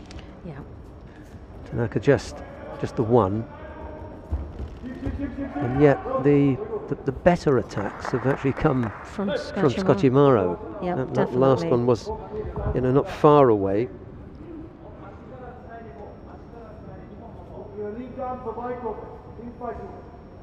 Once again, I know we've said it so many times, it would be nice to see this being decided on a score, and that's a throw rather than another penalty. Well, it still could be. I mean, Tanaka may come up with something, and Scotchimaro may get... Well, first time ever she's actually Yeah. trapped that right arm of Scotchimaro. First time. Dangerously, because she's come over the top and come in the inside on the lapel, and depending on how she attacks and falls, it could be very dangerous.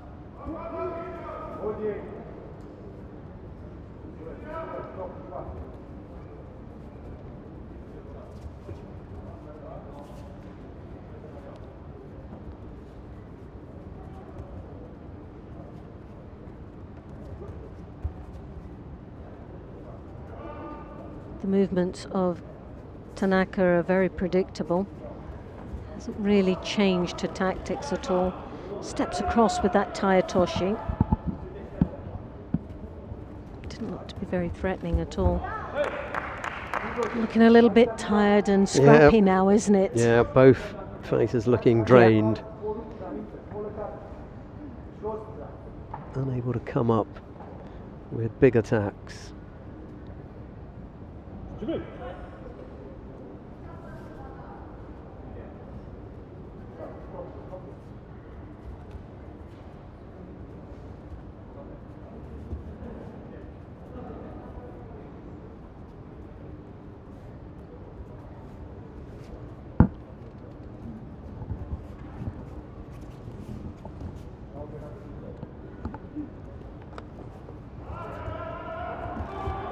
Want a change of direction here? Yes! Yes, the Koichi. Gotta be a Yuko Owazari, I should say. Thank you. Well, Well, if it used to be, It it used to probably is be. now. Well, That's a throwback there, wasn't it? Yeah, the referee was You can- right on top of that. It looks so Yeah. close, but he had a really good view of the landing. But most probably the best attack so far. Well, they may have another look. Well, they've decided on Rosario. Well, it'd be interesting to have a look at that again. Ladies and gentlemen, winner and gold medalist for women under 70 kilogram category in white judo representing Germany, Giovanna Scocimaro.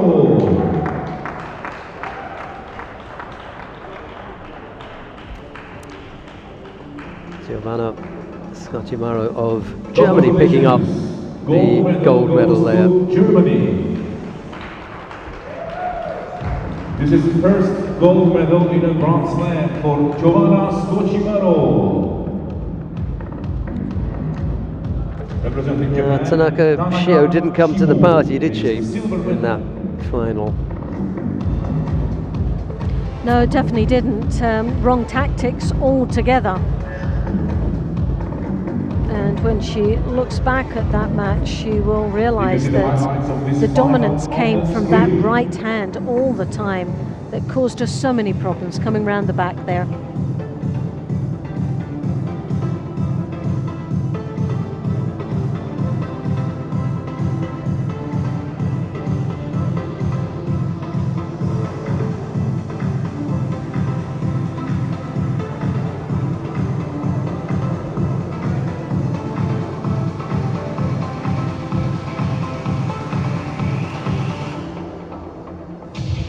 Giovanna Scocimaro, Germany.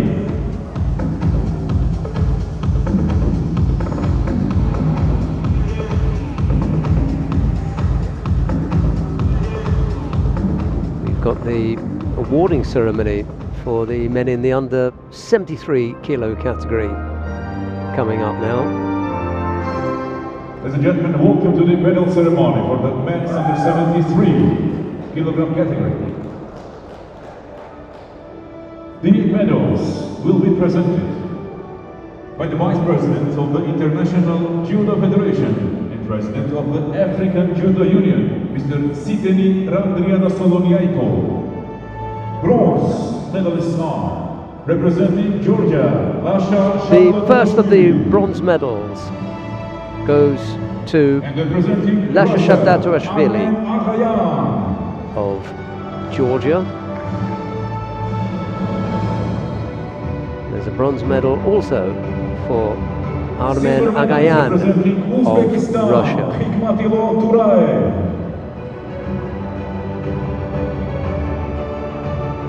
Silver medal goes to Hikmatilov Turayev of Uzbekistan.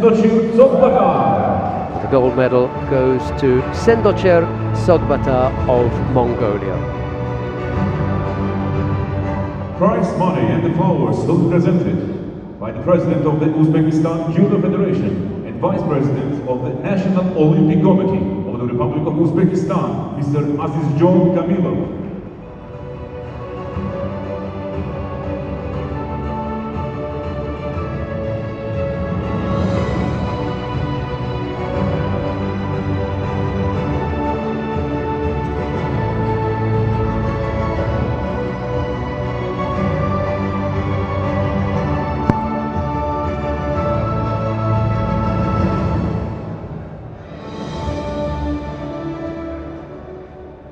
Ladies and gentlemen, please rise for the national anthem of Mongolia.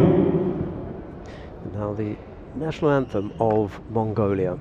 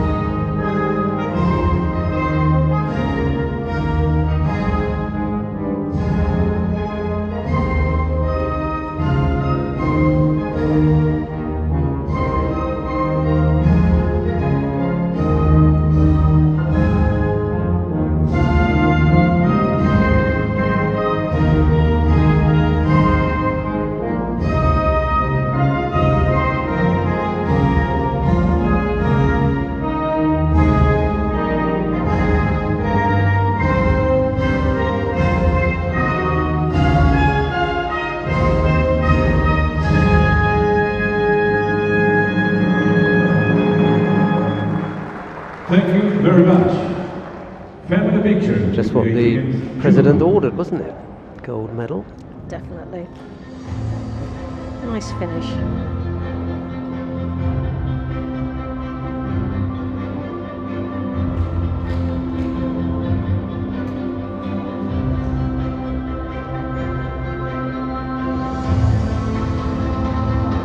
Ladies and gentlemen, our medalists. Men under 73 kilos. Medal winners. Congratulations. Bronze medals were picked up by Shavdatuashvili and Agayan. Rayev it was who took the silver, but Sendocher picks up the gold medal.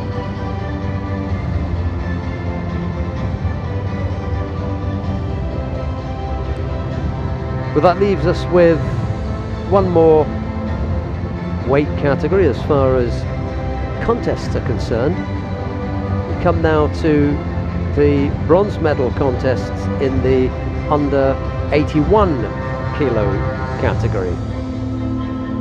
And the first of the bronze medal contests features Lachlan Moorhead of Great Britain. He's going to go up against Tim Gramkov of Germany. It'll be Moorhead in the white judogi, Gramkov in blue, and here with her thoughts. So this is Loretta Kusakto. Thank you. Well, there you can see the statistics. 21 years of age, Lachlan Moorhead, and his opponent Tim Gramkov, 24. World ranked 108 to 73. Well, a bit of a difference between them, but when it came to performance here today, there was nothing that could divide their performances. Both deserving to be in this bronze medal match, and there you have Lachlan Moorhead, first time, as they've said, in a final block, Grand Slam. Gramkov there looking quietly confident. Did they speak about a head-to-head? There wasn't any with this pair? No, I didn't see any head-to-head.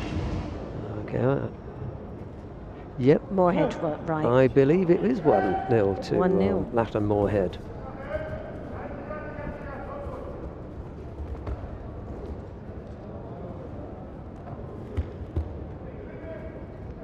So this will be a great opportunity for Moorhead. Sianagi, nice start.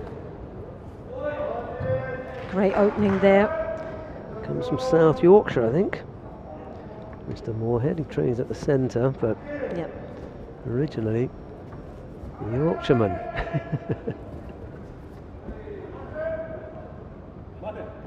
As hard as nails then. Gramkov, I suppose, is just as tough. Yeah, both these athletes have fought so hard throughout the day. 27 athletes in this weight category.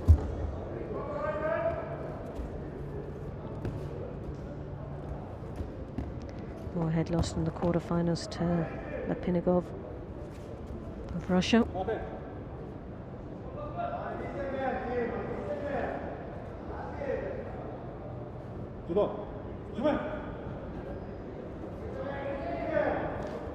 Gripping infringement there by Moorhead.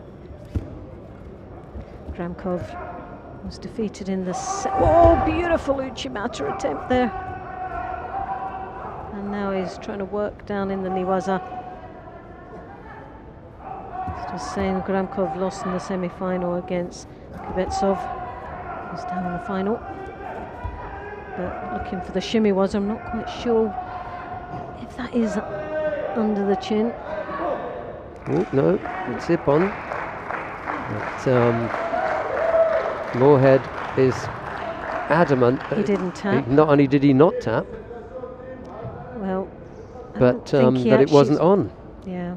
And it wasn't as though he was a momentary lapse or something. No, no. He just didn't. It didn't look like he had been choked either, because Yeah. sometimes you can tell in their facial expressions whether they were under pressure, looking a little bit dazed, but he was quick Yeah. to react to say that he hadn't tapped. But I don't know. The referee felt don't know that what he the referee saw saw. something, you normally look at the extremities, hands and feet, to see whether they go If they limp. Limp, and that didn't happen. And it didn't happen, so Well, no ippon. And well, just the way he reacted, it didn't yeah, look he was like just he was straight up under on his feet, any wasn't he? pressure there at all. And then there was no tap of anything, no No. foot, no hand. The only thing I can think of is that the referee may have suspected that he was out. But Well, then then- that's when you look at the extremities. Well, he would have dropped lower Yeah, to the because he was ground, and still didn't. kneeling up and showing, signs of resistance. That doesn't normally happen when you've gone out. You just collapse. So a slightly unusual one from that point of view. Cianagi there from Couldn't Moorhead. change direction. He's got to be careful as he drops in for that Cianagi, because Gramkov will Another look good for the attack. counter.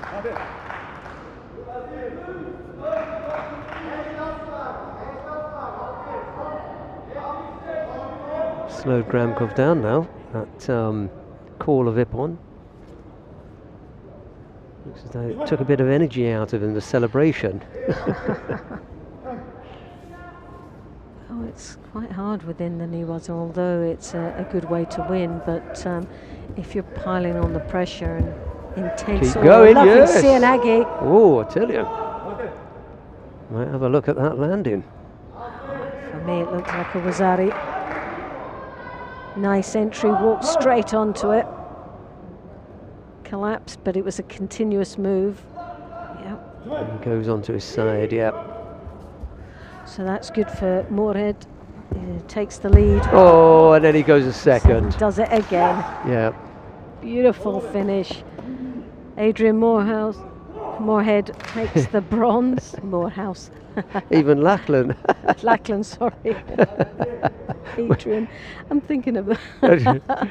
Lachlan Moorhead. Lachlan Moorhead takes the bronze medal. 81 kilogram category. What, you can't complain here now. You've been thrown twice, Exactly. Well, you know. I don't know why he was upset with that. It was actually quite bizarre, really, wasn't it, Yeah. with that shimiwaza? Medal in the Grand Slam. Lachlan Moorhead, Great Britain. Because if anything, the body would have collapsed in the position that it was in at that time, because he was on all fours. So, but there, you cannot argue with that. Frustration with himself, though, Yeah, I think, more than yeah. anything else. I don't think it was sort of taking it away from Lachlan, but he's just so He's angry with himself for getting caught. Yeah, and he walked onto Yeah, that. he did. He'd already got the big warning saying, look, this is a guy that does Cianagi. Right. And how many times does he have to see that to realise Absolutely. that That's it's a big exactly what scorer? happened. Upset with the with being caught the first time. There was a knock-on effect from the shimiwaza, actually. Upset that he hadn't been given the shimiwaza. Upset that he got caught the first time with Cianagi, and then absolutely distraught with himself going over again. So yeah. And you'd be totally frustrated. There's no doubt about it. Well, no argument with that one, is there? No. Nice technique. Well, another medal for Great Yeah. Britain. They've had an absolute blinder. I can't remember when they've had that number of medals at a Grand Slam. Chelsea Giles, Lucy Renshaw, Kelly, Yeah, and now Lachlan. Lachlan or Adrian. Oh, lovely, Lorenzo. Good comeback, that one. Right, coming up now is the second of the bronze medal contest in the under 81 kilo category. Aslanbek Toyev of Uzbekistan goes up against Aslan Lapinigov of Russia. It's Toyev in the white judogi, Lapinigov in blue. The referee in the middle for this one is Roland Poigar of Austria. Nobody can laugh at you when you've laughed at yourself. I know. I don't even know where that came from, to be honest. It's a long day. That's all I can put it down to. But we have got In blue judo Who is ring Adrian representing Morehouse? He's Russia, a swimmer, isn't the he? Masters That's where I'm getting that Well, he's from. in sports. How- That was close. just swimming. One's in a pool. But goodness me, okay, that was just picked out of midair. Uzbekistan have been there or thereabouts, haven't they? Oh, they've been strong, and they are getting stronger. Technically, still a long way to go, I think, in some weights.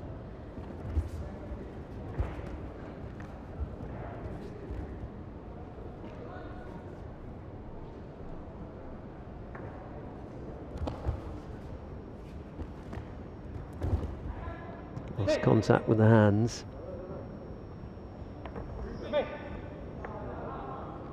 I'm glad that you didn't pick up a penalty for a false attack there. They can be a bit sharp on that sometimes. A failed attack is completely different from a false attack. And that one just happened to fail.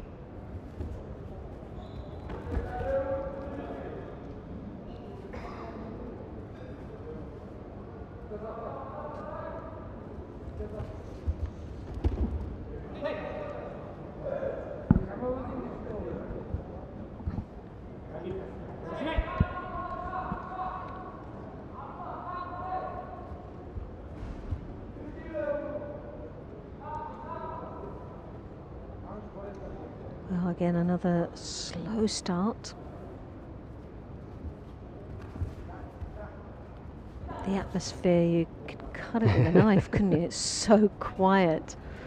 Everyone's just waiting for something just to happen and explode. But at this moment, both athletes playing very cagey indeed. Two Shidos now. Torgiev.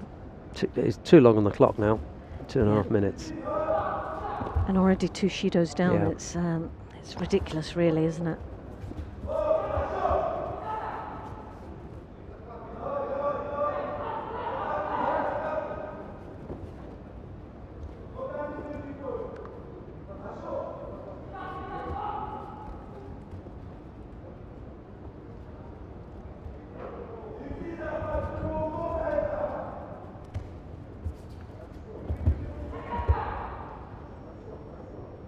Again, lost contact with the hands. Well, he's trying to tie it there. He's looking for the shimiwaza. Again, it's one of those situations. What are you looking for in the niwaza? You waste so much time. He seemed to lose his way there, Lapinagov. Not sure whether to try for the Osai Komi or go for the shimiwaza. It's not what I must admit, expected in this bronze medal match at all from Lapinagov. Just expected a bit more life, and he's come out here very, very flat.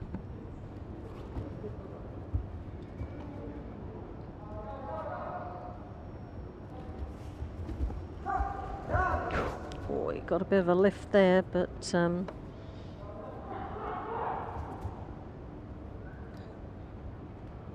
he's not really taken much control of this contest at all. He's allowing Uzbek to take the lead.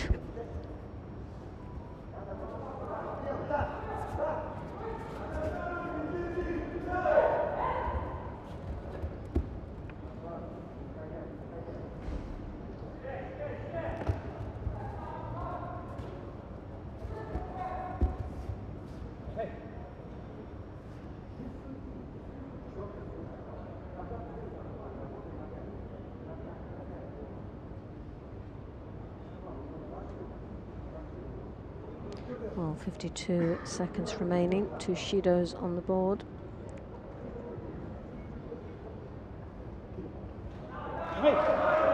Lapinagov picked up the penalty there.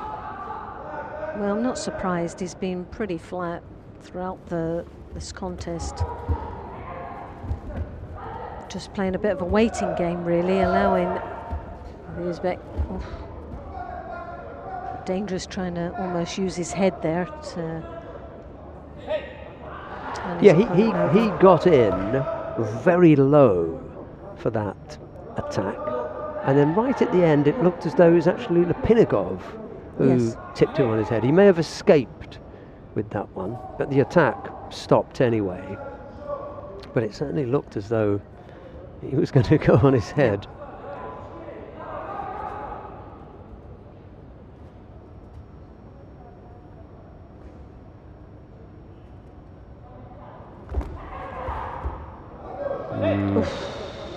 Dear, oh dear. Good.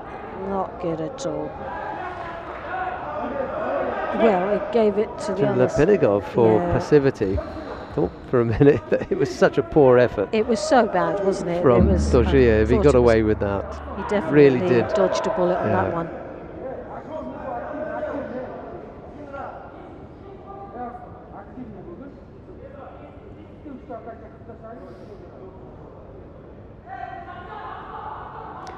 Well, golden score in this second bronze medal contest in the under 81 kilo category. It just keeps us waiting for the final to come. Another Russian in there. Golden score. The golden score period. We're underway now.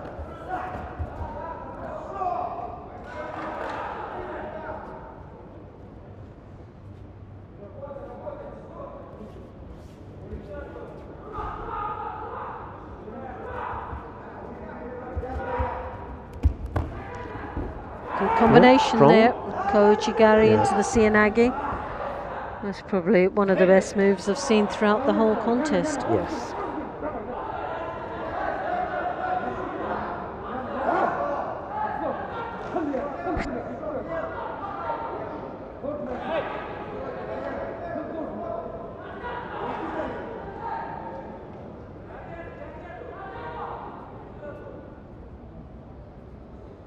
Surprised that Lipinagov has picked up those 2 penalties.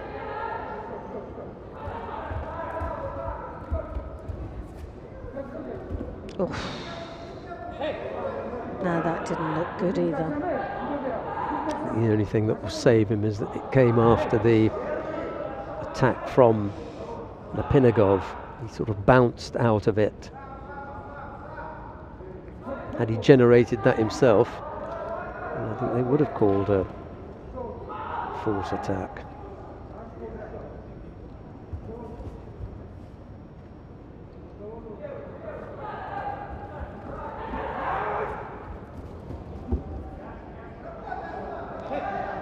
Lipinagov has done this a few times today, just settled back and is reactive. And he's so much better when he's coming forward as the aggressor and putting in the attacks rather than sitting back and waiting. Totally agree with you on that one.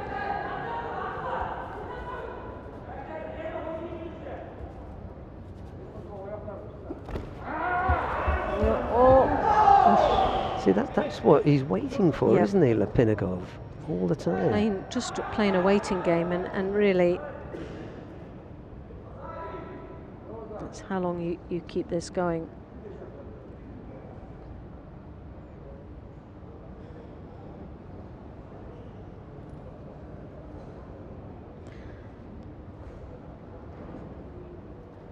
Well, they're going to let it go again, do a little bit longer, but I think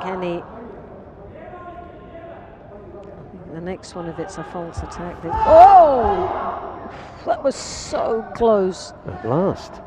First time an exchange from off the mate, and this is what we really were expecting. from This is what I've Lipinagov, been yeah, anticipating yeah. right from the beginning.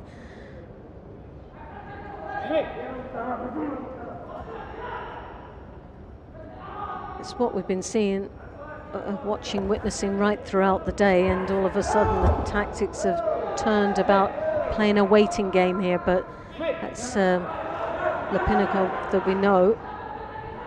Just off balance there with that attack, Dojiev.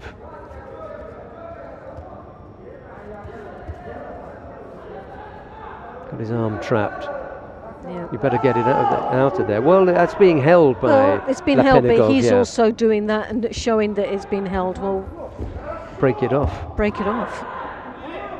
or come back in.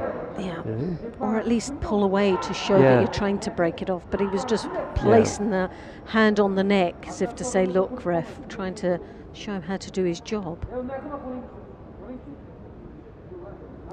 Once again, he's also trying to show the And the Russian coach wants to bring it to the referee's attention that he had the hand on, both hands on one side. My question is, how did it get there? If he puts it there, then he gets penalised. If Lapinigov pushes it over there and holds it there. Well, yeah.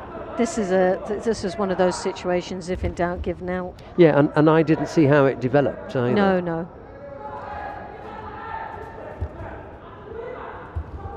I suspect. Oh. He was so quick and back So into the quick on grip his that's what saved him. Definitely. If he stayed down there any longer, he would have been done for that. And again, he's... Yeah.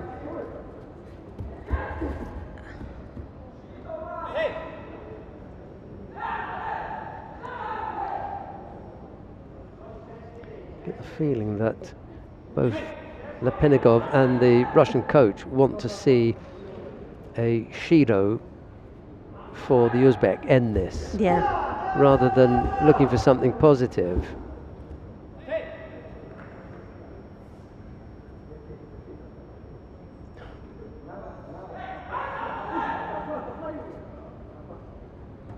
Yeah.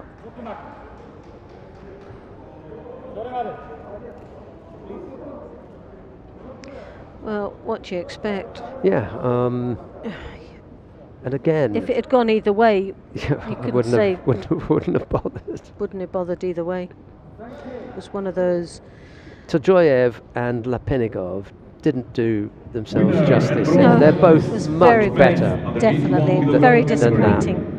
And they got wrapped up in what ended up to be a 5 Shido battle. And I challenge our broadcast team to find highlights of that one, so I'll save you the trouble. we go straight to the next contest. It's just unfortunate. Sometimes that happens, and in every sport you'll get something that's very negative. It was definitely a clash. Possibly a clash of styles, knowing each other so well, but my goodness me, it was pretty flat.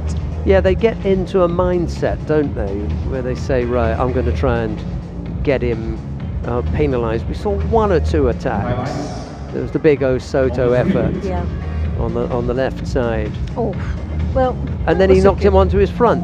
That was the best technique all the time, and that was from the first exchange, rather than playing a waiting game. Yeah. If he'd done that from the beginning, we would have been okay. We would have seen some real sparks. Well, let's hope that we get some sparks from Lapinigov's teammate in the final, because he goes up against Matthias Kasa of Belgium. Oh yeah, let's. It's Alan Kubetsov of Russia. It'll be Kasa in the white judogi, Kubetsov in blue. The referee in the middle for this one is Mathieu Bataille of France, and here is Loretta Kusatol with her hopes for this final. Well, I just hope this goes with a big throw. Really do. Fingers, toes crossed on this. World rank number 2 to 12, 24 years of age to 28, a head-to-head, and it looks like Cassis is in the driving seat of this one. He's got to be full of confidence as he enters here in this final of the Abu Dhabi Grand Slam. Please welcome the finalists. As you see, in white judogi representing Belgium, the current world champion, coming in, Tokyo Olympic Games bronze medalist, Olympic bronze medalist. In blue judogi representing Russia, up against Kubetsov of Russia, Grand Prix winner, Alan Kubetsov. 5 times Grand Prix winner.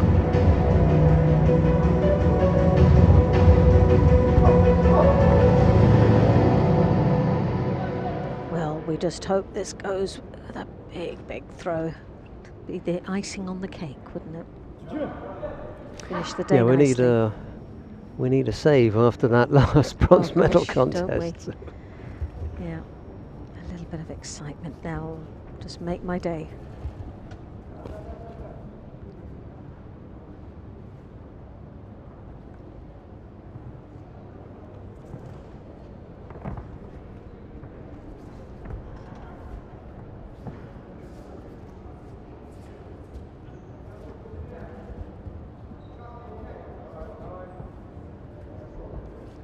Defensive there from Belgium. Russian coming in, has got the lapel grip. Oof!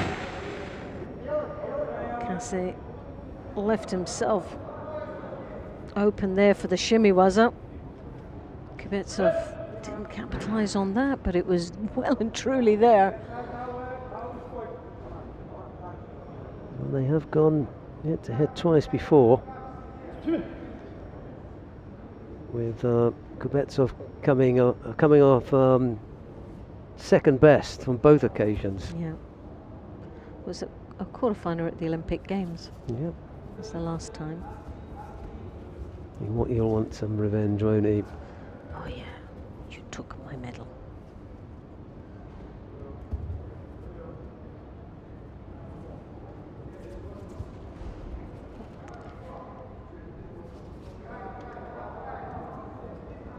Also has the red back patch.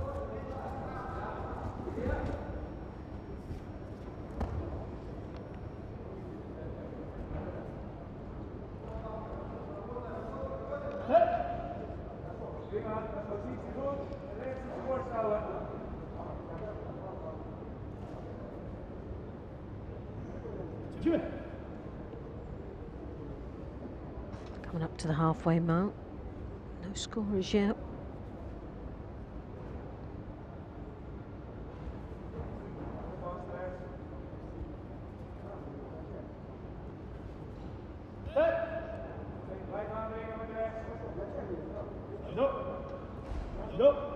Kubetsov is slightly surprised, given that he was the one reaching forward for the grips at that time, Yeah. but prior to that. Difference is reaching forward and doing something with it. It's Yeah. another thing, isn't it? And we can all look busy, but are we? Whilst That's we're the breaking off the hands of the Well, we're other, who's breaking- also yeah. trying to grab. Yeah, It's Matthew Bataille wasn't buying into that. no, definitely not. Nor am I.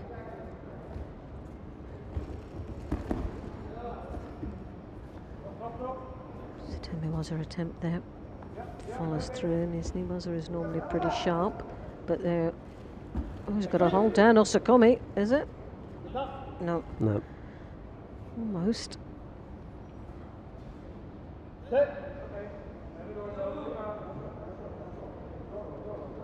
Briefly in Osaiwaza, Osaikomi anyhow. Yeah, just briefly.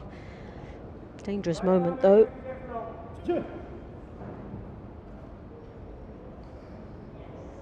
Almost get the feeling that despite the fact that they've gone head to head on two occasions and Kata has won both of them, Kata still, he looks as though he's the one trying to work Kubetsov out. Yes. Whereas Kubetsov, having been on the receiving end of two defeats, looks as though he has a plan, but he's just struggling to execute it.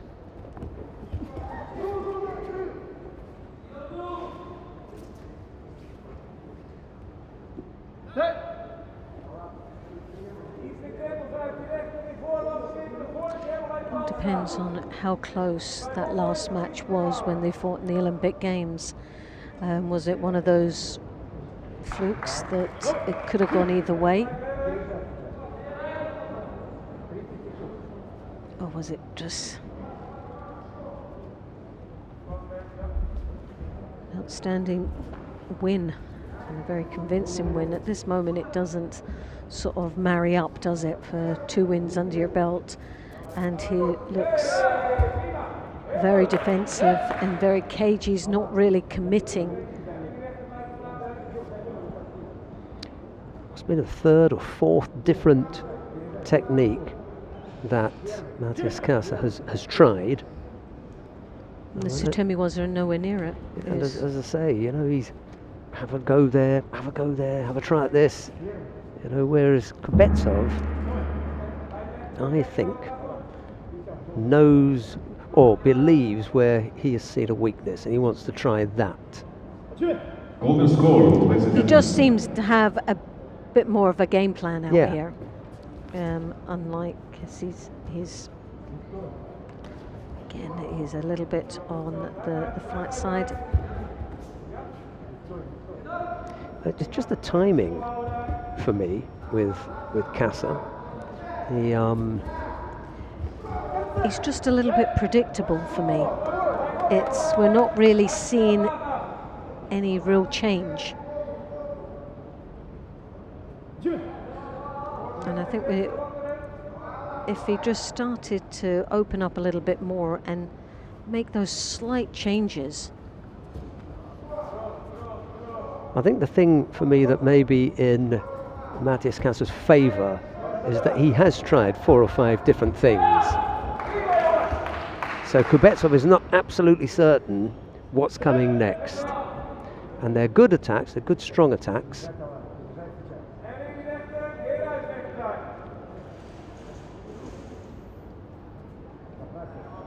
Well, that was again another strong Sianagi.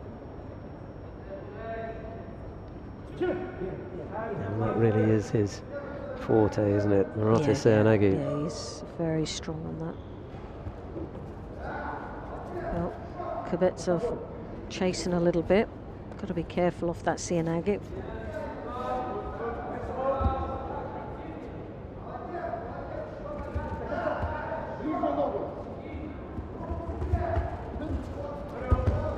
Oh, yes. Oh, yes. Excellent. What a finish. Oh, I'm glad it finished like that. I really am. He's got a lot of weapons. Yes. You know, as I was saying, he's trying to work out where and when to fire them. He didn't come in with this, what I thought was Kubetsov pre-planned. You know? I'll work it. I mean, that was how happy he was, wasn't it? Kubetsov, he was off, gone, yeah, okay, I know. Because it's 3 now in a row. That's right. I mean, he's got his number. This is one of the best. I think so. And the thing is, but what was the hard thing for Kubetsov? He was 2 shidos down. And he had to open up, he had to go forward. There was no other alternative for him. There was no flexibility at all in that golden score. It was all or nothing. So the golden score left him vulnerable in the fact that he had to engage.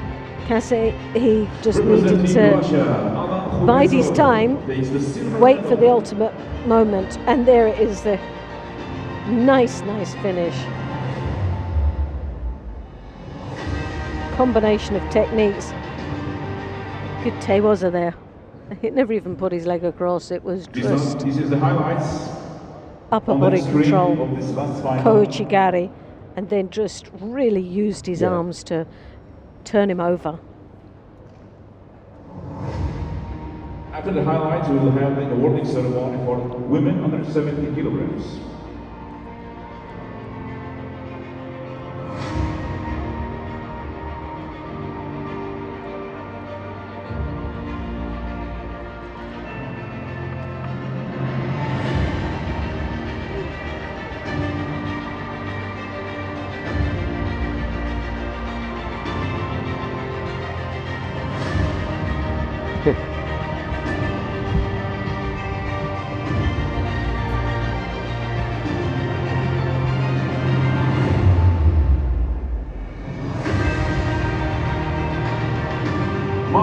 Kata, Belgium.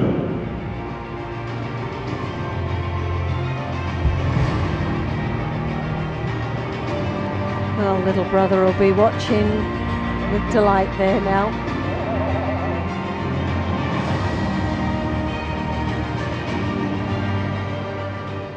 Right, we come now to the awarding ceremony for the women in the under 70 kilo category. Ladies and gentlemen, welcome to the medal ceremony for the women's under 70 kilogram category. The medals will be presented by the chairman of the United Arab Emirates Wrestling and Judo The Federation. medals are being His presented Excellency, by Mohammed the bin chairman Talib of the Al-Thani. UAE Wrestling and Bronze Judo medals are Federation, His representing Excellency Great Britain, Mohammed bin Kelly Talib Peterson-Bowler. Al-Thani. And First representing of the France, bronze Maria medals Gaillet. goes to Kelly Peterson-Pollard of Great Britain. There's a bronze medal Silver also medals for representing Marie-Eve Japan, Gahi Tanaka of Shio. France. Silver medal And goes gold to medals Tanaka representing Shio Germany, of Giovanna Japan. Scocchimaro. But the gold medal goes to Giovanna Scocchimaro of Germany. Prize money and the flowers will be presented by the representative of Mint, sponsor of the United Arab Emirates Judo Federation, Mr. Abdul Razak Al Ali.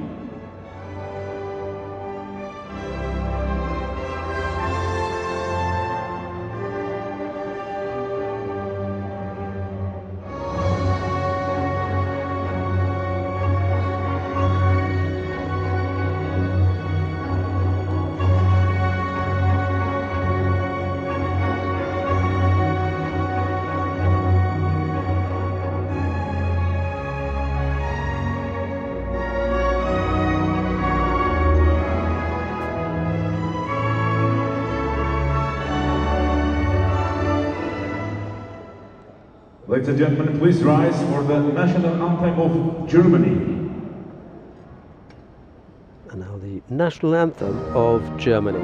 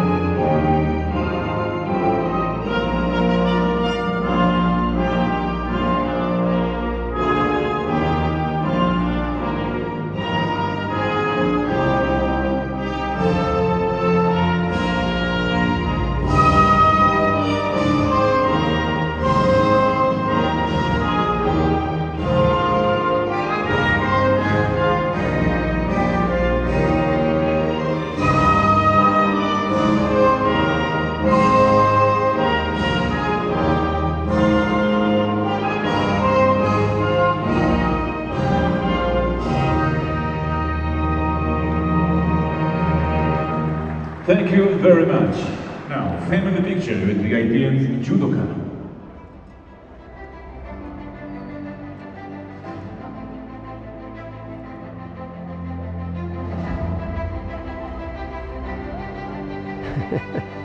Yeah, that's the spot. Right. Pedersen, Pollard and Gahi were the bronze medal winners. Tanaka picked up the silver, and it was Scocchimaro Ladies and gentlemen, our who medalists. collected the Women under gold 70 medal. kilograms. Congratulations.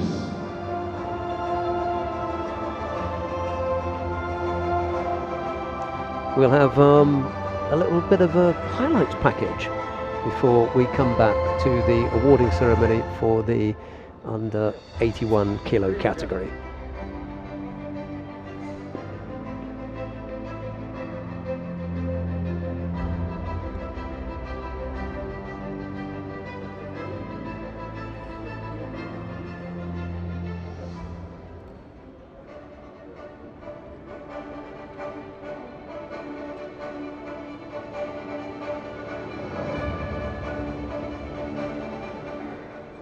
Now we are waiting for the last awarding ceremony for men under 81 kilogram category.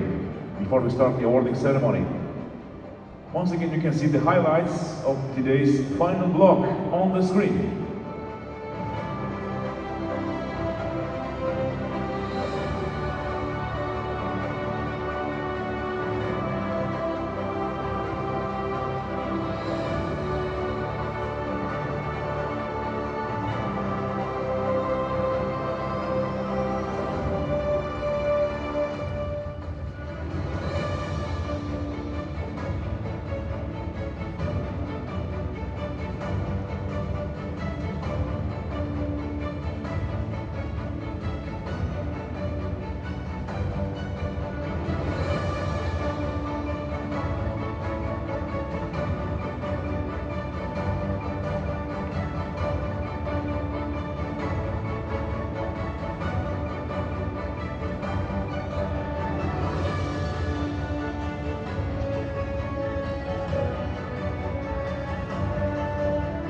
come now to the awarding ceremony for men in the under 81 kilo category.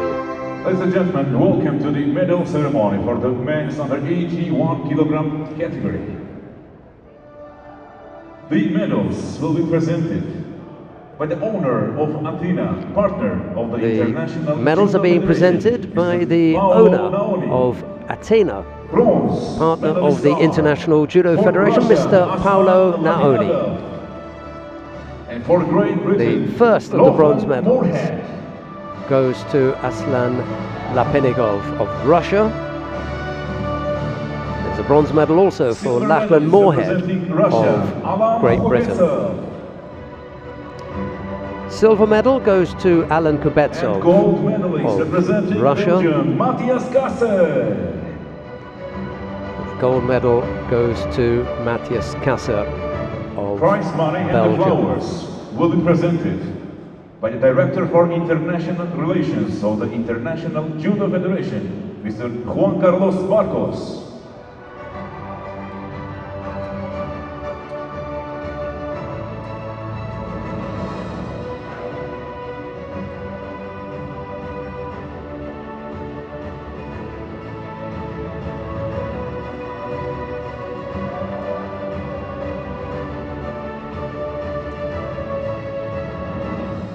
Ladies and gentlemen, please rise for the national anthem of Belgium.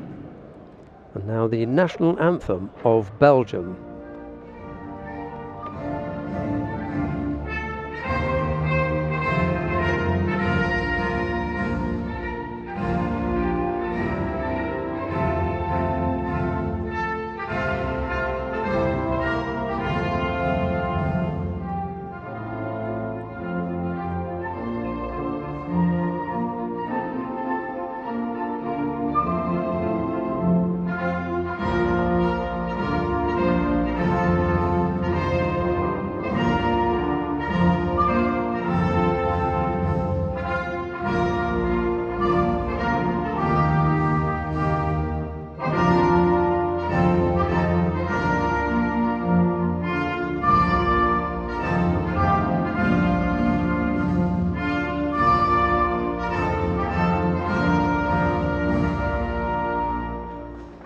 Thank you very much.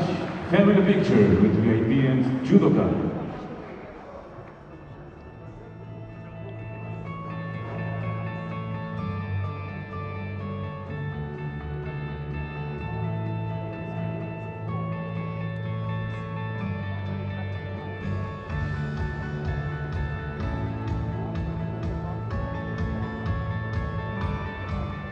Ladies and gentlemen, our medalists. Lachlan Moorhead, Aslan Lapenigov were the bronze medal winners. It was Alan Kubetsov who picked up the silver, but the gold medal went to Matthias Kata.